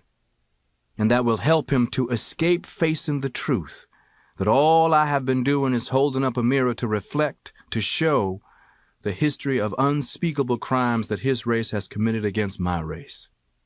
You watch. I will be labeled as, at best, an irresponsible black man. I've always felt about this accusation that the black leader whom white men consider to be responsible is invariably the black leader who never gets any results. You can only get action as a black man if you are regarded by the white man as irresponsible. In fact, this much I had learned when I was just a little boy. And since I have been some kind of a leader of black people here in the racist society of America, I have been more reassured each time the white man resisted me or attacked me harder, because each time made me more certain that I was on the right track in the American black man's best interests. The racist white man's opposition automatically made me know that I did offer the black man something worthwhile. Yes, I have cherished my demagogue role. I know that societies often have killed the people who have helped to change those societies. And if I can die having brought any light, having exposed any meaningful truth that will help to destroy the racist cancer that is malignant in the body of America, then all of the credit is due to Allah. Only the mistakes have been mine. Malcolm X, who was now El-Hajj Malik el-Shabazz, spent the months following his return from Mecca building his new organization of Afro-American unity and delivering his message of hope. True Islam, he told his audiences, taught me that it takes all of the religious, political, economic, psychological, and racial ingredients or characteristics to make the human family and the human society complete. In spite of a rash of death threats, he kept up his schedule, traveling across the country and to Europe and again to Africa. On Saturday, February 14, 1965, flaming gasoline bombs were hurled through the front window of his home, virtually destroying it. Malcolm and his family barely escaped. He arranged for emergency housing and rearranged his schedule so he and Sister Betty could find a new home. A week later, they did find one, and Malcolm asked for advances from the publisher of his autobiography so they could make the down payment and move in. He didn't live to make the move. On Sunday, February 21st, Malcolm X was assassinated at the Audubon Ballroom in New York City. He had just been introduced to the audience and had issued his familiar greeting, "Assalamu alaikum, brothers and sisters." A scuffle erupted near the front of the crowd, and as the audience's attention was diverted to it, several gunmen stood up in the front row and opened fire. Eyewitnesses also reported seeing two men rushing toward the stage, one with a shotgun, the other with two revolvers. Malcolm X clutched his chest as the bullets hit him and toppled backwards, stiffly. Malcolm X's wife and daughters were there that day. After throwing her body over her shrieking children, Sister Betty scrambled up and ran to her fallen husband's side, crying, "My husband! They're killing my husband." Two people tried to administer artificial respiration. It was futile. As Sister Betty came through the crowd on stage, they moved aside. She fell to her knees next to his body, sobbing, "They killed him." The body of Malcolm X was scheduled to go on public view on Tuesday at 2:30 p.m. at the Unity Funeral Home in Harlem on the east side of 8th Avenue between 126th and 127th Streets. At 2:15 that morning, an explosion and fire destroyed Muslim Mosque No. 7, along with 7 street-level stores around it, including the Muslim restaurant. At the funeral home, telephone bomb threats began coming in around noon, and the crowds that had been standing behind police barricades, waiting to view the body, were not allowed in until after 7 in the evening. In the next few hours, 2,000 people filed past the open coffin. By the time the doors closed late Friday night, an estimated 22,000 people had viewed the body. The viewing was interrupted for a time on Friday afternoon with the arrival of Sheikh Ahmed Hassan and his party. Hassan, a Sunni Muslim who had met Malcolm X in Mecca and had come to the United States to serve as his spiritual advisor, was not there to simply view the body, but to prepare it for burial in accordance with the Muslim ritual. He removed the dark suit that had clothed Malcolm's body and washed the body in holy oil. Then he draped the body in 7 white linen shrouds so that only the face was visible. After he read passages from the Koran, he told the funeral home representative, "Now the body is ready for burial." The funeral at the Faith Temple at 147th Street and Amsterdam Avenue drew thousands more. People began gathering at 6 a.m. in the February cold. It was a Christian church, but no Christian symbols were in view. Any hint of Christianity in the services would make the deceased a kafir, an unbeliever. Actor Ossie Davis and his wife Ruby Dee read notes, telegrams, and cables of condolence from around the world. Omar Osman, a representative of the Islam Center of Switzerland and the United States, drew applause when he said, "The highest thing that a Muslim can aspire to is to die on the battlefield and not die at his bedside. Those who die on the battlefield are not dead, but are alive." Then Ossie Davis stood again, and this was his eulogy to Malcolm X. "Here, at this final hour, in this quiet place, Harlem has come to bid farewell to one of its brightest hopes, extinguished now and gone from us forever. Many will ask what Harlem finds to honor in this stormy, controversial, and bold young captain, and we will smile.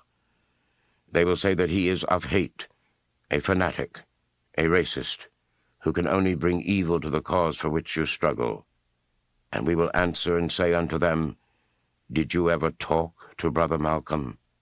Did you ever touch him or have him smile at you? Did you ever really listen to him? For if you did, you would know him. And if you knew him, you would know why we must honor him. Malcolm was our manhood, our living black manhood.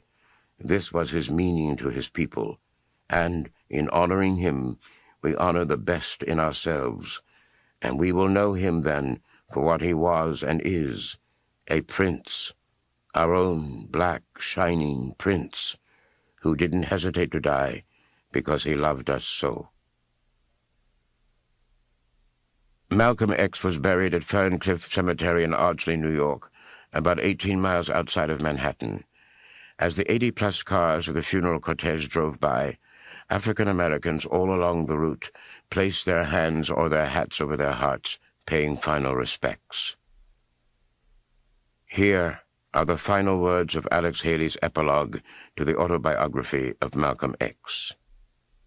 The night fell over the earthly remains of El-Hajj Malik El-Shabazz, who had been called Malcolm X, who had been called Malcolm Little, who had been called Detroit Red, and Satan, and Homeboy, and other names, who had been buried as a Muslim. According to the Koran, the New York Times reported, the bodies of the dead remain in their graves until the last day, the day of judgment.